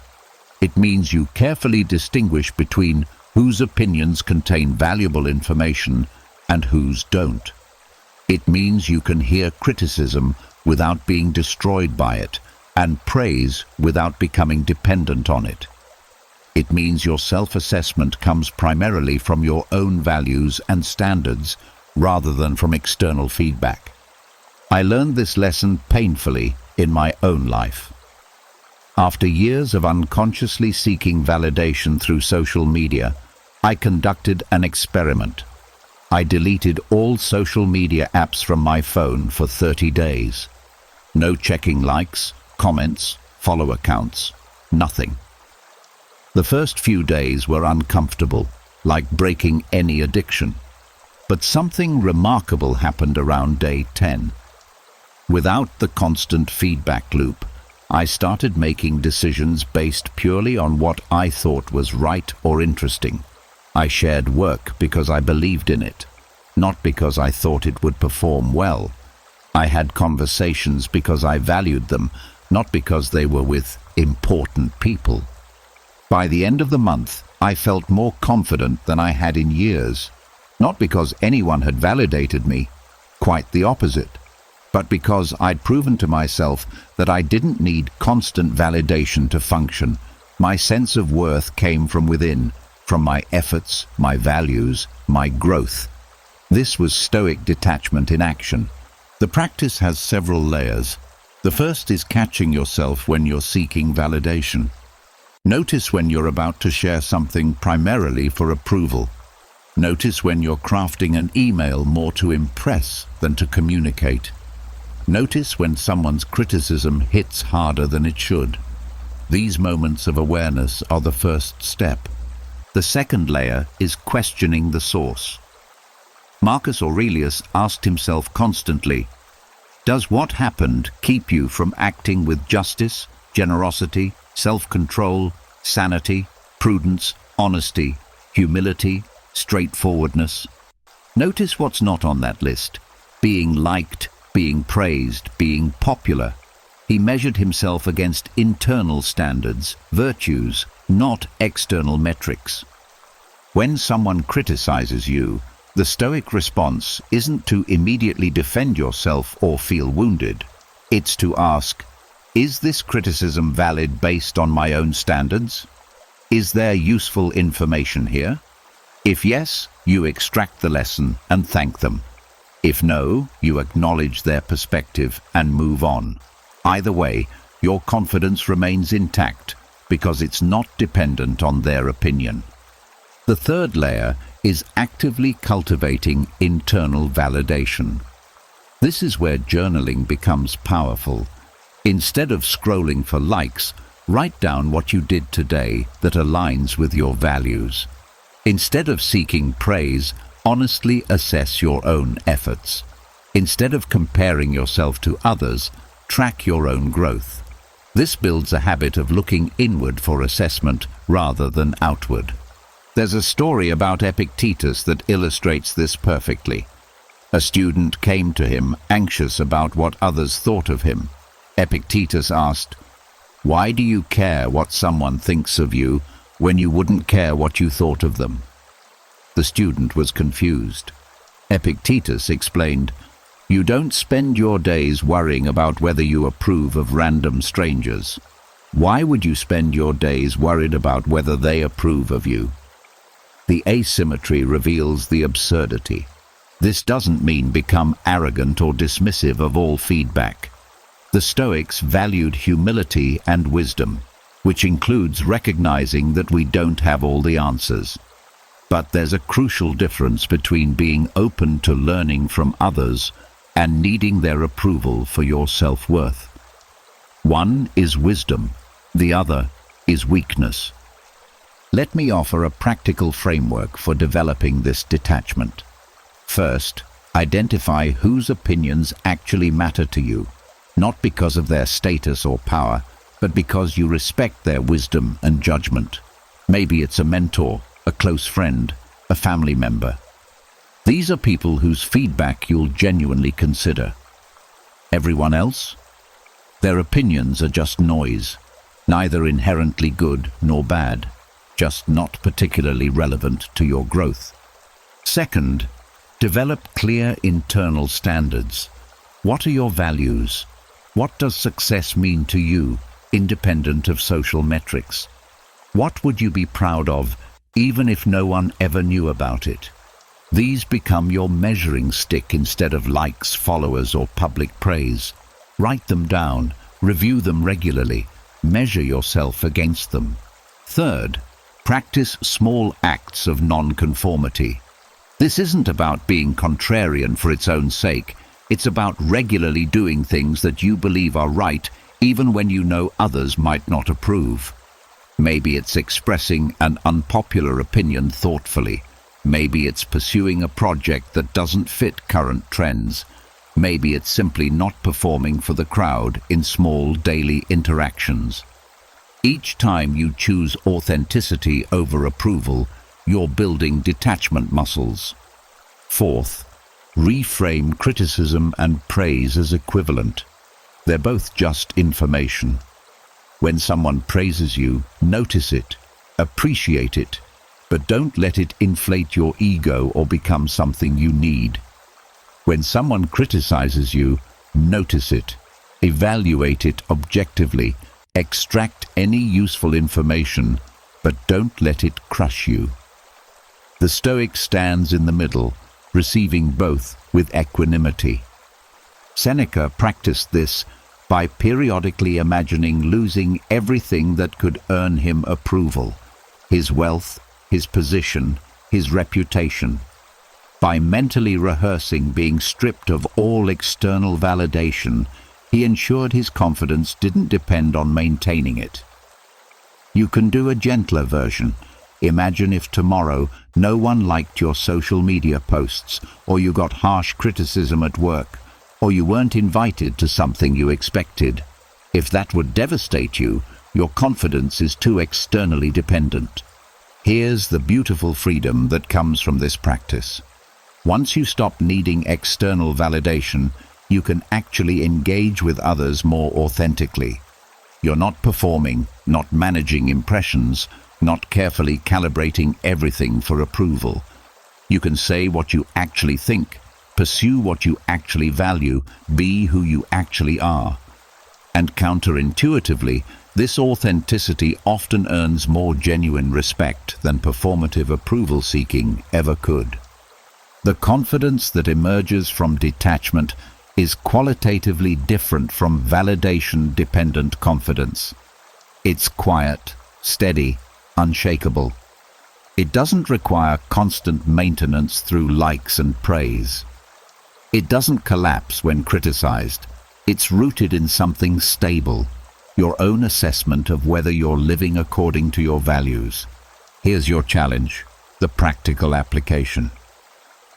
For one full day, engage in complete detachment from external validation. Don't check social media metrics. Don't fish for compliments. Don't adjust your behavior to impress anyone. Simply act according to your own values and standards, completely indifferent to whether anyone approves.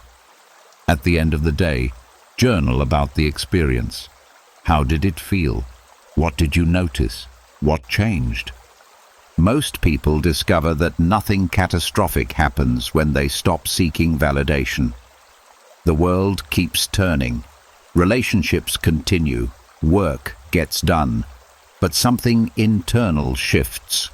A sense of freedom, of authenticity, of confidence that doesn't depend on the fickle winds of public opinion.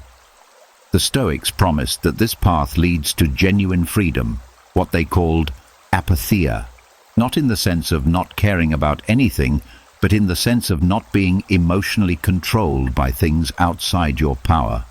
And what's more outside your power than other people's opinions? Release the need for external validation, and you'll discover something remarkable. The confidence you are seeking outside yourself has been waiting inside all along. I avoided thinking about death for most of my life. Like many people, I treated mortality as an abstract concept, something that happened to other people in the distant future, not something relevant to how I live today. Then one afternoon, I received news that a friend, someone my age and seemingly healthy, had died suddenly. The shock was profound, but what followed was even more striking. A crystal-clear awareness that I'd been living as though I had infinite time, wasting hours on trivialities while my actual days were slipping away unnoticed. This wake-up call is what the Stoics deliberately cultivated through a practice they called Momento mori. Remember, you will die. To modern ears, this sounds morbid, even depressing. Why would thinking about death help you build confidence or live better? But the Stoics understood something profound. Acknowledging mortality isn't about dwelling on death. It's about fully inhabiting life. Marcus Aurelius, who ruled an empire while facing wars, plagues, and the constant proximity of death, wrote, "You could leave life right now. Let that determine what you do and say and think." This wasn't pessimism or fatalism. It was a tool for clarity, for cutting through the trivial concerns and external pressures that cloud our judgment and diminish our confidence. When you genuinely recognize that your time is finite and unpredictable, you stop waiting for permission to live fully. Think about how most people operate. We act as though we have unlimited time. We postpone meaningful conversations. We tolerate unfulfilling situations. We put off pursuing what actually matters. We spend hours on activities we'd be embarrassed to admit consumed our day. We delay difficult decisions. We wait for the right time to start that project, have that conversation, make that change. And underlying all of this is an unconscious assumption. There will always be more time. Memento mori destroys that illusion, and in destroying it, liberates you. When you regularly contemplate your mortality, not in a fearful or anxious way, but in a clear-eyed, accepting way, everything shifts. Suddenly, the opinion of that person who annoys you seems less important. The fear of embarrassment or failure seems less paralyzing. The urgency to live according to your values becomes undeniable. Seneca, who spent years living under the threat of execution by the Emperor Nero and was eventually forced to take his own life, wrote extensively about mortality. His perspective wasn't dark or defeated, it was energizing. Let us prepare our minds as if we'd come to the very end of life. Let us postpone nothing. Let us balance life's books each day. The one who puts the finishing touches on their life each day is never short of time. Notice the confidence in that approach. When you live each day as though it might be your last, you're not paralyzed by fear. You're liberated from trivial concerns. You say what needs to be said. You do what matters most. You stop waiting for ideal conditions. You act with clarity and purpose because you recognize that delay is a luxury you might not have. This practice directly builds confidence in several ways. First, it creates urgency without anxiety. Many people struggle with procrastination, endlessly preparing and planning, but never actually executing. Memento mori cuts through this. If you had 1 year left to live, would you spend another month perfecting your plan, or would you start today? The awareness of mortality makes the choice obvious, and that clarity breeds confidence in action. Second, it provides perspective on fear. Many of our fears are rooted in imagined future consequences: embarrassment, failure, rejection, loss. But when you regularly contemplate the ultimate loss, your own death, These lesser fears shrink to their proper proportion. Will this presentation matter in 100 years? Will anyone remember this failure? Does this person's opinion of you have any real significance in the scope of your finite existence? The answer is almost always no, and that recognition is profoundly freeing. Epictetus taught this explicitly to his students. When facing difficulty, he'd remind them, "Keep death and exile before your eyes each day, along with everything that seems terrible. By doing so, you'll never have a base thought, nor will you have excessive desire." He wasn't trying to depress his students. He was trying to give them confidence through perspective. Let me share a modern application. I know someone who was offered a significant job opportunity that would require relocating and disrupting their comfortable life. They agonized over the decision for weeks, paralyzed by fear of making the wrong choice. Then they asked themselves, if I knew I had 1 year to live, which choice would I regret not making? The answer was immediate and clear. Within days, they'd accepted the opportunity. The awareness of mortality cut through the fog of fear and revealed what actually mattered. This is Memento Mori in action, not making you afraid of death, but making you more confident about life. When you recognize that your time is limited and precious, you stop squandering it on things that don't align with your values. You stop seeking approval from people whose opinions don't actually matter. You stop tolerating situations that drain you. You start living with intention. The practice also creates a profound form of gratitude that feeds confidence. When you acknowledge that each day is a gift that might be your last, even ordinary moments become precious. The conversation with a friend, the morning coffee, the work you get to do, the challenges you get to face. All of it takes on greater significance when viewed through the lens of mortality. Marcus Aurelius reflected on this constantly. It is not death that a man should fear, but rather he should fear never beginning to live. This captures the essence of the practice. The real tragedy isn't dying. That's inevitable and outside your control. The real tragedy is reaching the end of your life and realizing you never really lived fully because you were too afraid, too concerned with others' opinions, too busy waiting for ideal conditions. Here's how to actually practice Memento Mori in a way that builds confidence rather than anxiety. First, each morning, take a moment to acknowledge that this day is not guaranteed. You might have 20 more years, or you might have 20 more hours. You don't know, and you can't control it. But you can control how you live today. Ask yourself, if this were my last day, how would I want to spend it? What would I make sure to say or do? Then, to whatever extent possible, do that. This isn't about living recklessly or abandoning responsibility. The Stoics weren't advocating hedonism or impulsivity. They were advocating purposeful, intentional living. If today were your last, you probably wouldn't spend it scrolling social media or nursing petty resentments or procrastinating on meaningful work. You'd focus on what actually matters. Second, periodically conduct what Seneca called a retreat into yourself. Sit quietly and contemplate your mortality directly. Imagine your death, not in a frightening way, but realistically. Imagine your funeral. What would you want said about you?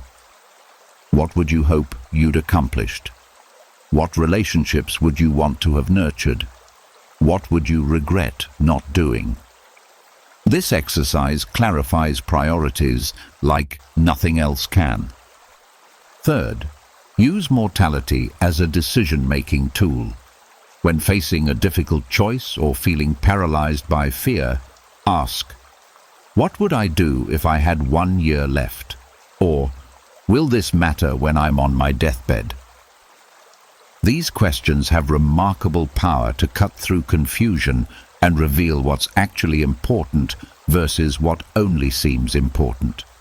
The ancient Stoics sometimes took this practice quite literally. Seneca would periodically spend time in cemeteries, contemplating the lives of those buried there. Marcus Aurelius would imagine his own death regularly. This might seem morbid to our death-avoidant culture, but it had practical psychological benefits. By familiarizing themselves with mortality, they removed its power to terrify and control them. There's also a social dimension to Memento Mori that builds confidence. When you acknowledge that both you and everyone you interact with are mortal and temporary, it changes how you engage. Petty conflicts seem less worth pursuing. Grudges seem pointless. The impulse to prove yourself right or win arguments diminishes. Instead, you find yourself more focused on genuine connection, on saying what matters, on being present with people while you can. I've noticed this in my own life. Since regularly practicing Memento Mori, I'm much more likely to reach out to people I care about, to express appreciation, to have difficult but important conversations rather than avoiding them. There's a confidence that comes from knowing you're not leaving things unsaid or undone. You're not waiting for tomorrow to live fully. The practice also provides unexpected comfort in the face of actual loss or difficulty. When you've spent time contemplating mortality, death itself becomes less terrifying. You've made peace with the one certain future we all share. This doesn't mean you don't grieve losses or that you're reckless with your life. It means you're not paralyzed by death anxiety, and that freedom translates into greater confidence in living. Here's the profound paradox. By regularly confronting the reality of death, you become more fully alive. The activities that once seemed so important but actually weren't, chasing status, accumulating possessions, nursing grievances, seeking approval, naturally fall away when viewed against the backdrop of mortality. What remains is what actually matters. Meaningful relationships, purposeful work, personal growth, living according to your values. This creates a particular quality of confidence that's both humble and unshakable. You're humble because you recognize your time is finite and your life is one small part of a vast cosmos. But you're confident because you know you're living intentionally, aligned with what actually matters, not wasting your precious days on trivial concerns. Let me give you a practical exercise to begin cultivating this perspective. Tonight, before you sleep, spend 5 minutes in quiet reflection on your mortality. Not in a fearful way, just acknowledging it as a fact. Imagine yourself at the end of your life, looking back. What would you want to have done with this time? What would you regret? Then ask, how can I live tomorrow in a way that moves me toward the life I want to have lived? Do this practice daily for a week and notice what changes. You might find yourself naturally prioritizing differently, saying yes to what matters and no to what doesn't, taking action you've been postponing, engaging more fully with people and experiences, speaking more honestly, worrying less about trivial concerns, living with more intention and confidence. The Stoics didn't practice Memento Mori to become gloomy or fatalistic. They practiced it to become free, free from the tyranny of trivial concerns, free from the paralysis of fear, free to live fully and confidently in the present moment. Marcus Aurelius, even while ruling an empire, carried this perspective. Think of yourself as dead. You have lived your life. Now, take what's left and live it properly. That's the gift of Memento Mori, the confidence to live properly, fully, intentionally. Not someday when conditions are perfect, but right now, while you still can. Because the only moment you're guaranteed is this one. The Stoics knew it 2,000 years ago, and now you know it too. What will you do with that knowledge? On my bookshelf sits a stack of journals spanning nearly 15 years. Some entries are mundane, daily observations, passing thoughts. Others mark turning points, difficult decisions, painful failures, unexpected breakthroughs. But what strikes me most when I flip through these pages isn't the content itself. It's the visible arc of growth, the patterns that become obvious only in retrospect, and the undeniable evidence of who I've become through conscious reflection. This practice, which I initially started casually, has become one of the most powerful confidence-building tools I possess. The Stoics understood this instinctively. Marcus Aurelius's Meditations, perhaps the most famous Stoic text, wasn't written for publication. It was his personal journal, private reflections, reminders to himself, philosophical exercises. He was the most powerful man in the world, yet he spent time almost daily writing to clarify his thinking, reinforce his principles, and work through challenges. If the Emperor of Rome needed journaling to maintain his confidence and clarity, perhaps we all do. Journaling works for confidence building in ways that are both obvious and subtle. The obvious benefit is clarity. When thoughts swirl chaotically in your mind, anxieties, decisions, reactions, plans, they remain vague and overwhelming. The act of writing forces structure. You must choose words, create sentences, organize ideas. This process alone often reveals solutions or perspectives that were invisible while thoughts remained internal. Seneca wrote letters to friends, to himself, to imagined audiences as a form of philosophical practice. We should every night call ourselves to an account, he advised. What infirmity have I mastered today? What passions opposed? What temptation resisted? What virtue acquired? This nightly examination, recorded in writing, served as both mirror and map, showing him who he was and pointing toward who he wanted to become. But the deeper benefit of journaling is the development of what we might call self-trust, which is the bedrock of genuine confidence. Every time you write honestly about your experiences, thoughts, and feelings, you're strengthening your relationship with yourself. You're proving that your inner life matters enough to document. You're creating space to hear your own voice without the noise of external opinions. And over time, you're building a record that demonstrates your growth, resilience, and capability. Consider what happens when you face a new challenge. Without a journaling practice, you might feel inadequate, overwhelmed by doubt. You might think, I've never done anything like this before. I don't know if I can.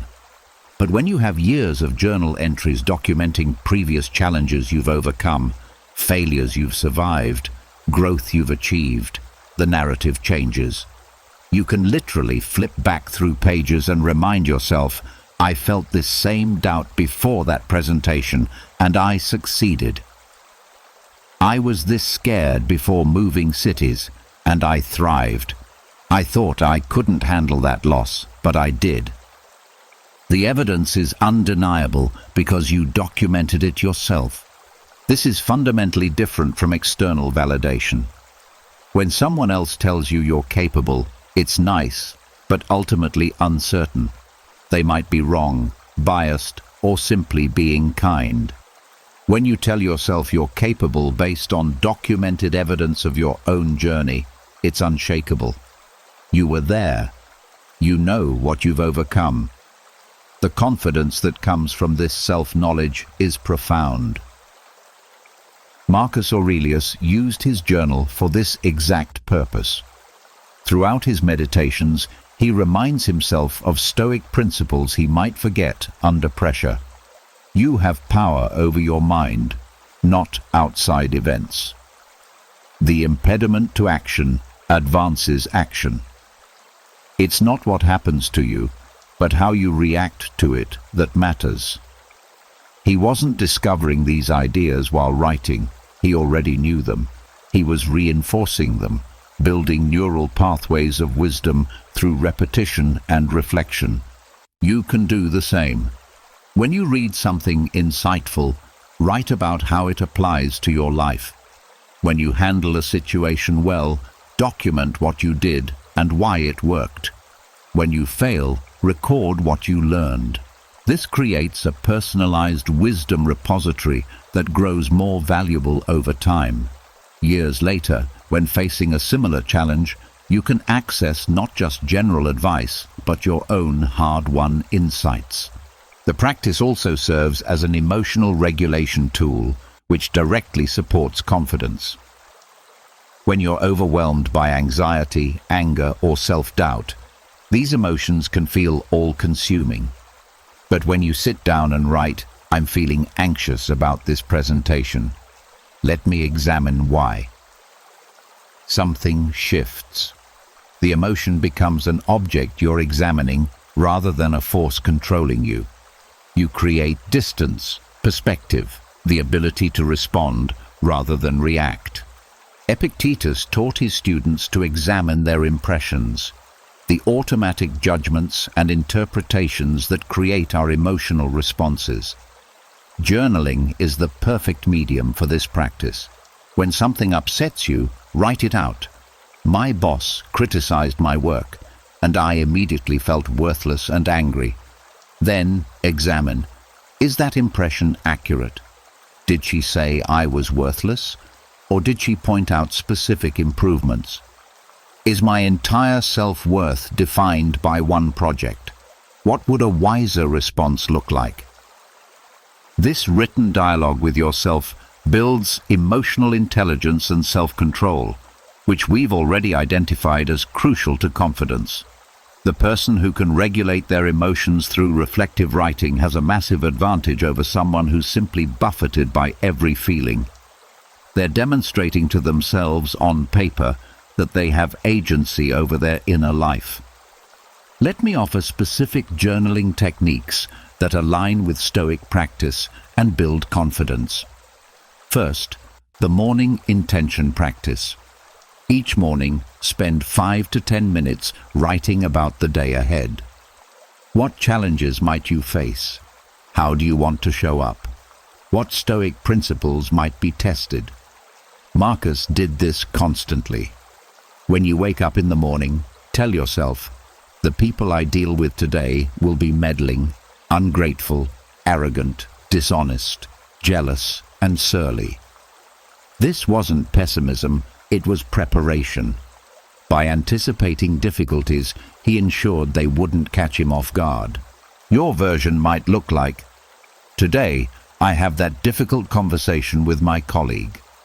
I want to stay calm, listen fully, and speak honestly without defensiveness. I'll remember that I can't control their response, only my own behavior. If it goes poorly, I'll use it as an opportunity to practice patience. Writing this sets an intention that's far more powerful than a vague hope to do well. Second, the evening review.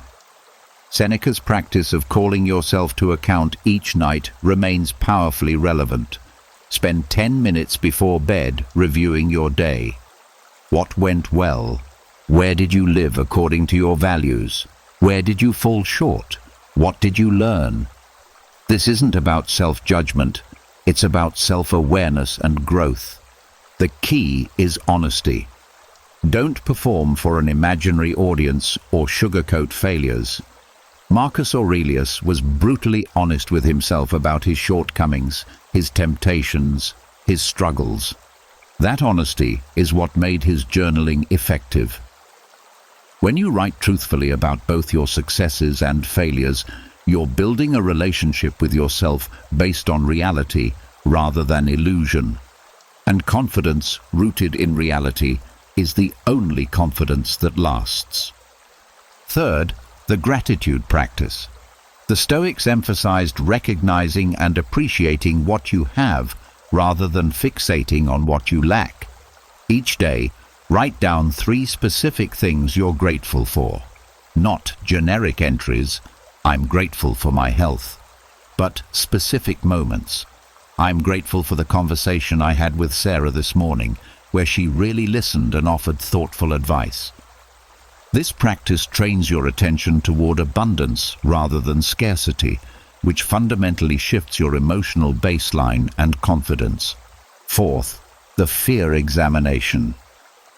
When you're afraid of something, a decision, a conversation, an outcome, write about it in detail. What exactly are you afraid of? What's the worst-case scenario? If that happened, how would you handle it? What's the most likely scenario? What can you control versus what you can't? This is negative visualization translated into writing, and it's remarkably effective at diminishing the power of fear. I've used this technique before every major decision or challenge for years.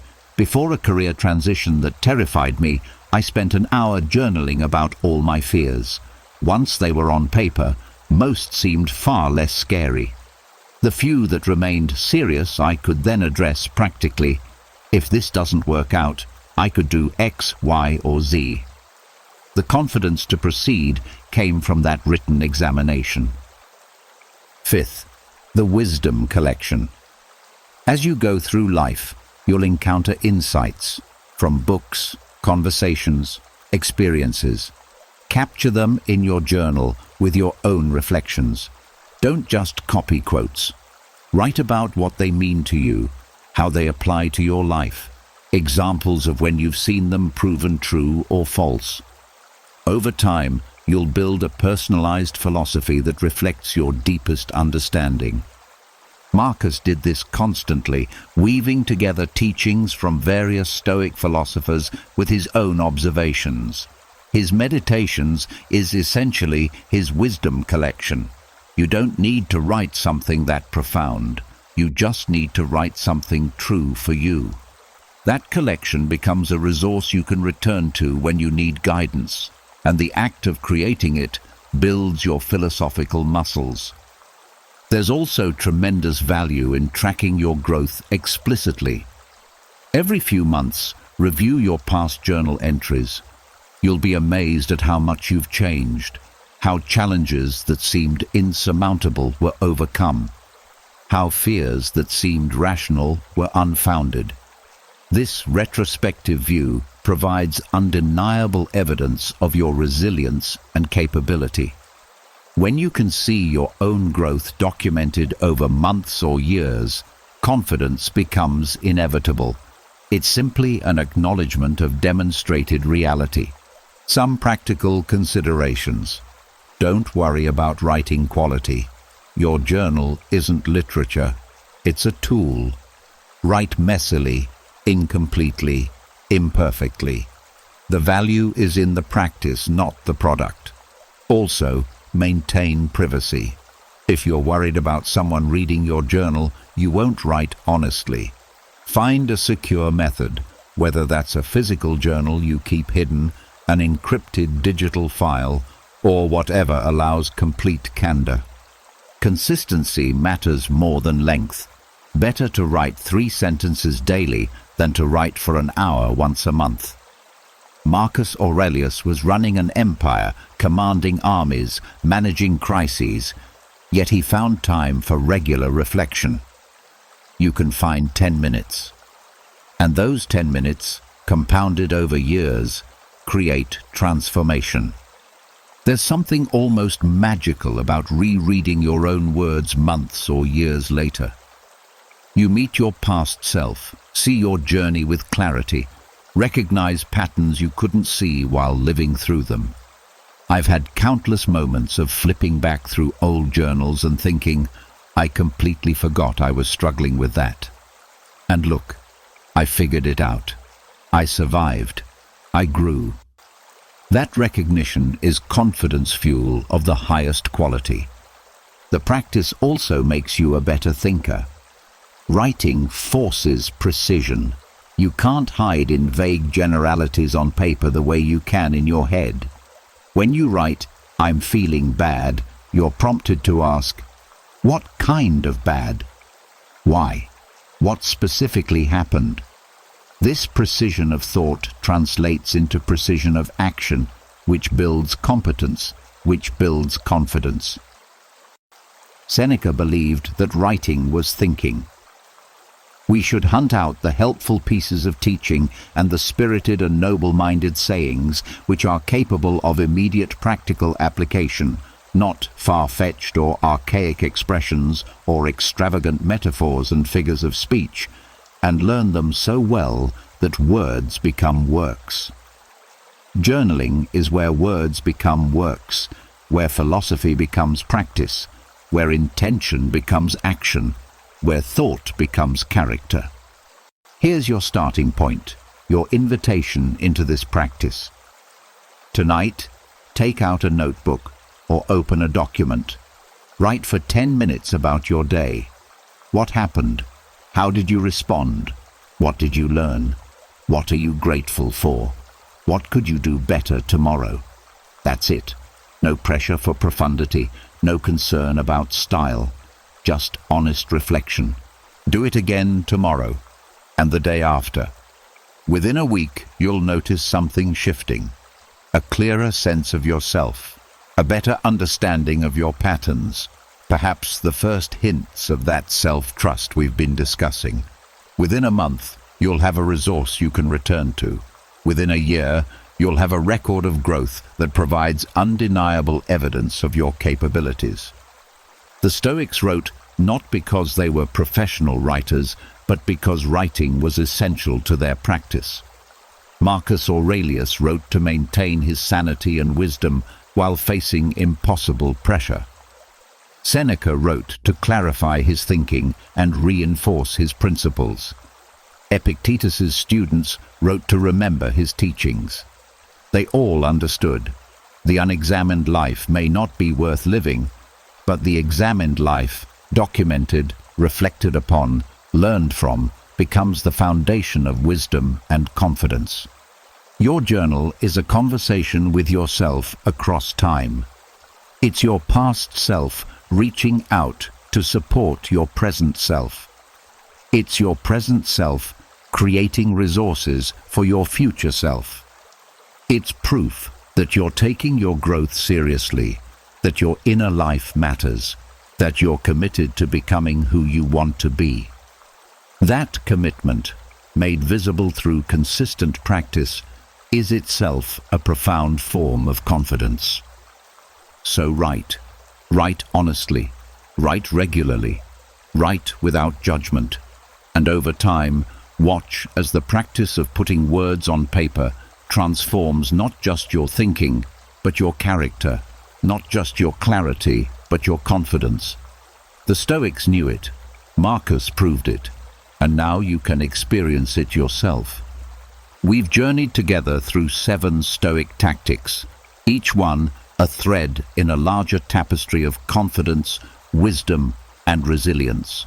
You've learned about the power of perspective, the practice of negative visualization, the discipline of voluntary discomfort, the necessity of owning failure, the cultivation of focus, the virtue of self-control, the freedom of detachment, the clarity of Momento mori, and the transformative practice of journaling. These aren't just philosophical concepts or motivational ideas. They're practical tools forged over 2 millennia, tested by emperors and slaves alike, and proven across countless lives. But here's what I want you to understand as we close. These tactics aren't meant to be collected like trophies or admired from a distance. They're meant to be practiced daily, imperfectly, persistently. The confidence you seek won't arrive in a single moment of revelation. It will accumulate through thousands of small choices, each one aligning your actions with your values, each one proving to yourself that you're capable of more than you thought. Marcus Aurelius never achieved perfection. Read his meditations carefully, and you'll see him struggling, reminding himself of the same principles repeatedly, catching himself in the same mistakes. Yet he kept practicing. Seneca, despite teaching about self-control and detachment, admitted to his own struggles with temptation and opinion. Epictetus, who spoke so powerfully about freedom, lived in chains for years. None of them were superhuman. They were simply committed to the practice. That's the real secret of Stoic confidence. It's not about becoming a different person or achieving some impossible standard. It's about showing up each day and practicing, about falling short and trying again, about incrementally becoming more aligned with the person you want to be. Each small practice compounds. Each moment of choosing perspective over panic, action over avoidance, principle over convenience. These moments accumulate into a life of confidence and character. Think back to where we started. Confidence as something you could build methodically and purposefully. You now have the blueprint. When challenges arise, and they will, you can pause and apply perspective, asking what's within your control.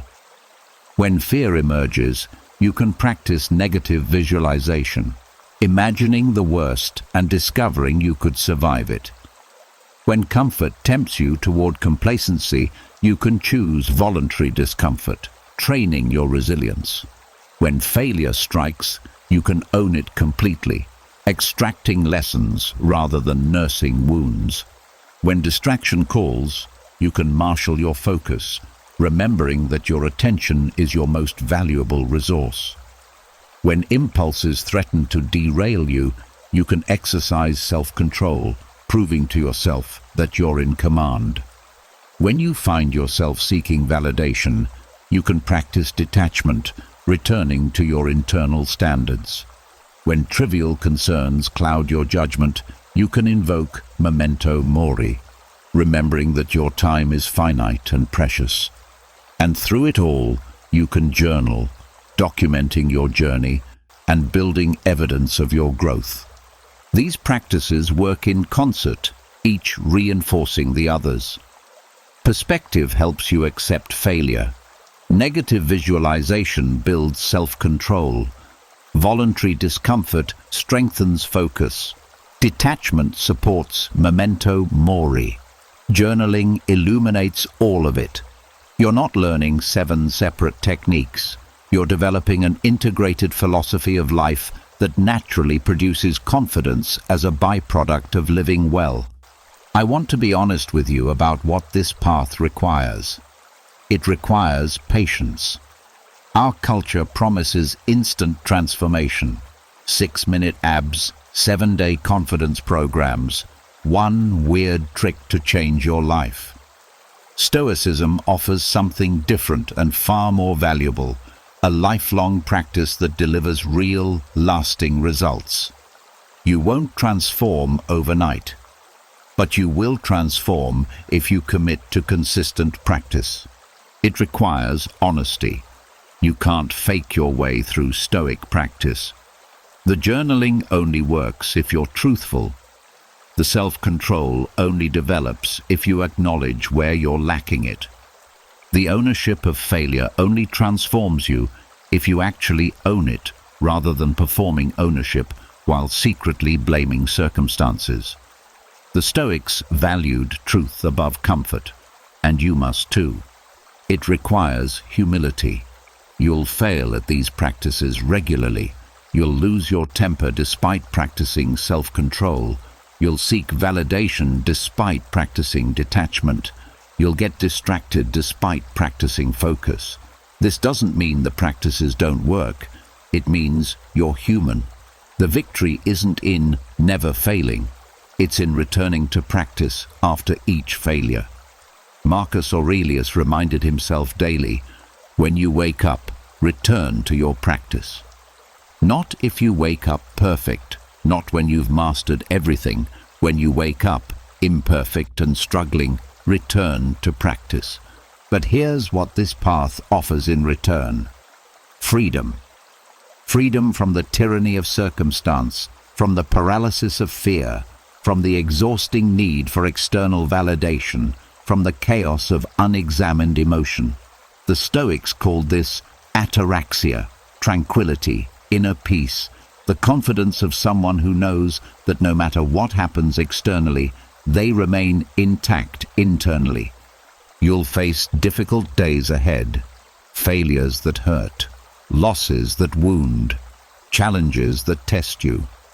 The Stoics don't promise you'll avoid these. They promise you'll handle them differently. Where once you might have collapsed in overwhelm, you'll pause and apply perspective. Where once you might have avoided difficulty, you'll face it with the resilience you've trained. Where once you might have needed approval to feel confident, you'll find that confidence waiting inside, unmoved by external opinion. This is the gift of Stoicism. Not a life without difficulty, but unshakable confidence in your ability to handle difficulty. Not the absence of fear, but the courage to act despite it. Not freedom from failure, but wisdom to learn from it. Not immunity to emotion, but mastery over whether emotion masters you. Let me offer you a vision of what your life could look like with these practices integrated. Imagine waking up with clarity about your priorities, undistracted by trivial concerns.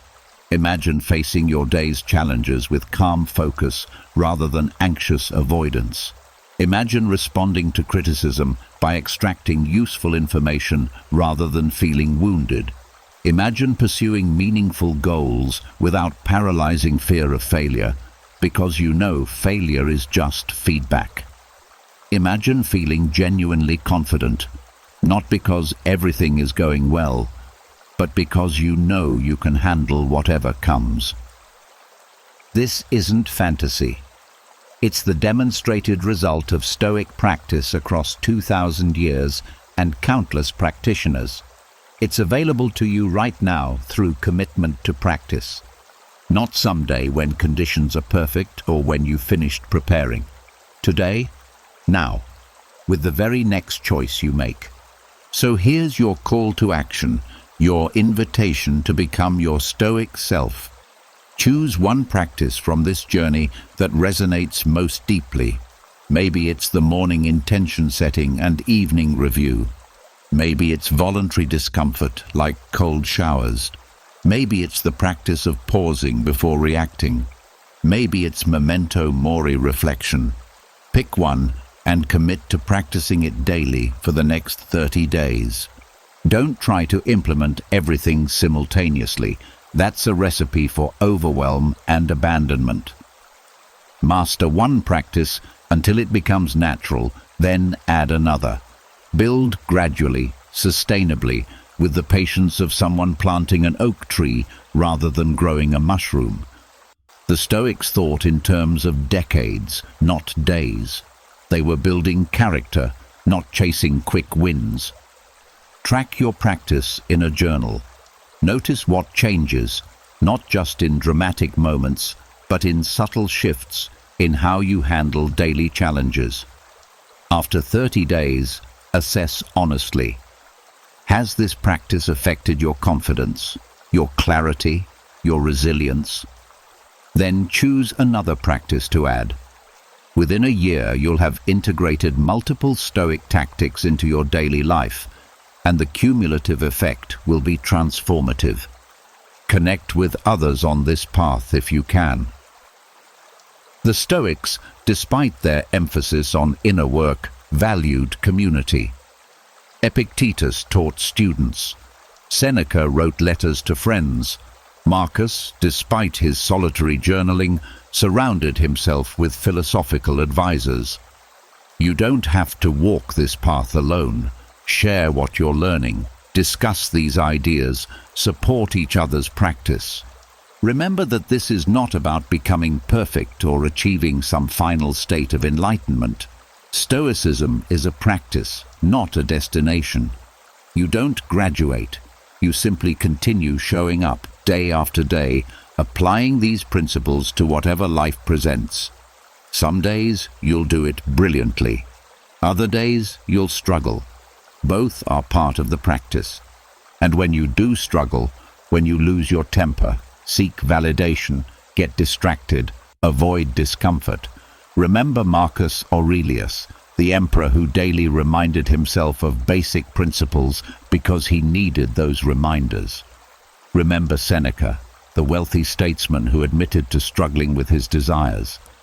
Remember Epictetus, the former slave who never stopped teaching because he never stopped needing to hear the lessons himself. Your struggles don't disqualify you from this practice. They're the raw material of the practice. Every moment you catch yourself seeking external validation is an opportunity to practice detachment. Every time you feel overwhelmed is an opportunity to practice perspective.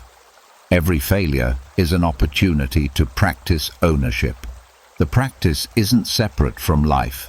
It is life, fully engaged with. The confidence you'll develop through this practice is different from what our culture typically celebrates. It's not loud or boastful. It doesn't require constant maintenance through likes and praise. It doesn't collapse when challenged. It's quiet, solid, unshakable. The confidence of someone who knows they've done the work, faced their fears, owned their failures, and continued showing up regardless. This confidence isn't about believing you'll never struggle. It's about knowing you can struggle and survive, even grow. It's not about being fearless. It's about acting courageously despite fear. It's not about never failing. It's about learning from failure and trying again. It's not about controlling outcomes. It's about controlling your response to any outcome. That's the Stoic promise. Inner freedom, regardless of external circumstance. Confidence that doesn't depend on perfect conditions. Peace that external chaos cannot disturb. Not because nothing difficult happens, but because you've trained yourself to handle whatever happens with wisdom, courage, and grace. 2,000 years ago, Marcus Aurelius wrote these words in his journal, never imagining they'd be read across millennia. Waste no more time arguing what a good person should be. Be one. That same invitation extends to you now. Waste no more time wondering how to be confident. Practice these tactics. Build the habits. Do the work. Become the person who embodies confidence through character rather than performance. The path is clear. The tools are in your hands. The only question remaining is, will you walk it? Will you commit to the daily practice of becoming your Stoic self? The choice, as it always is in Stoicism, is entirely yours. And that choice, made consciously and repeatedly, is where confidence begins. Welcome to your Stoic journey. The work starts now, and it never ends. But that's not a burden. It's a gift. As long as you're practicing, you're growing. As long as you're growing, you're alive in the fullest sense. And as long as you're alive, you have the opportunity to demonstrate courage, wisdom, justice, and temperance, the 4 Stoic virtues that, when practiced consistently, naturally produce the confidence you seek. So, practice. Fall short. Practice again. Build gradually. Trust the process. And over time, you'll discover what the Stoics knew. True confidence isn't found. It's forged, one conscious choice at a time, through the consistent application of timeless principles to everyday life. This is your path now. Walk it with courage. Walk it with honesty. Walk it with patience. And watch as the confidence you've been seeking emerges naturally from the person you're becoming. The Stoics are with you, and so am I. Now go, practice, become,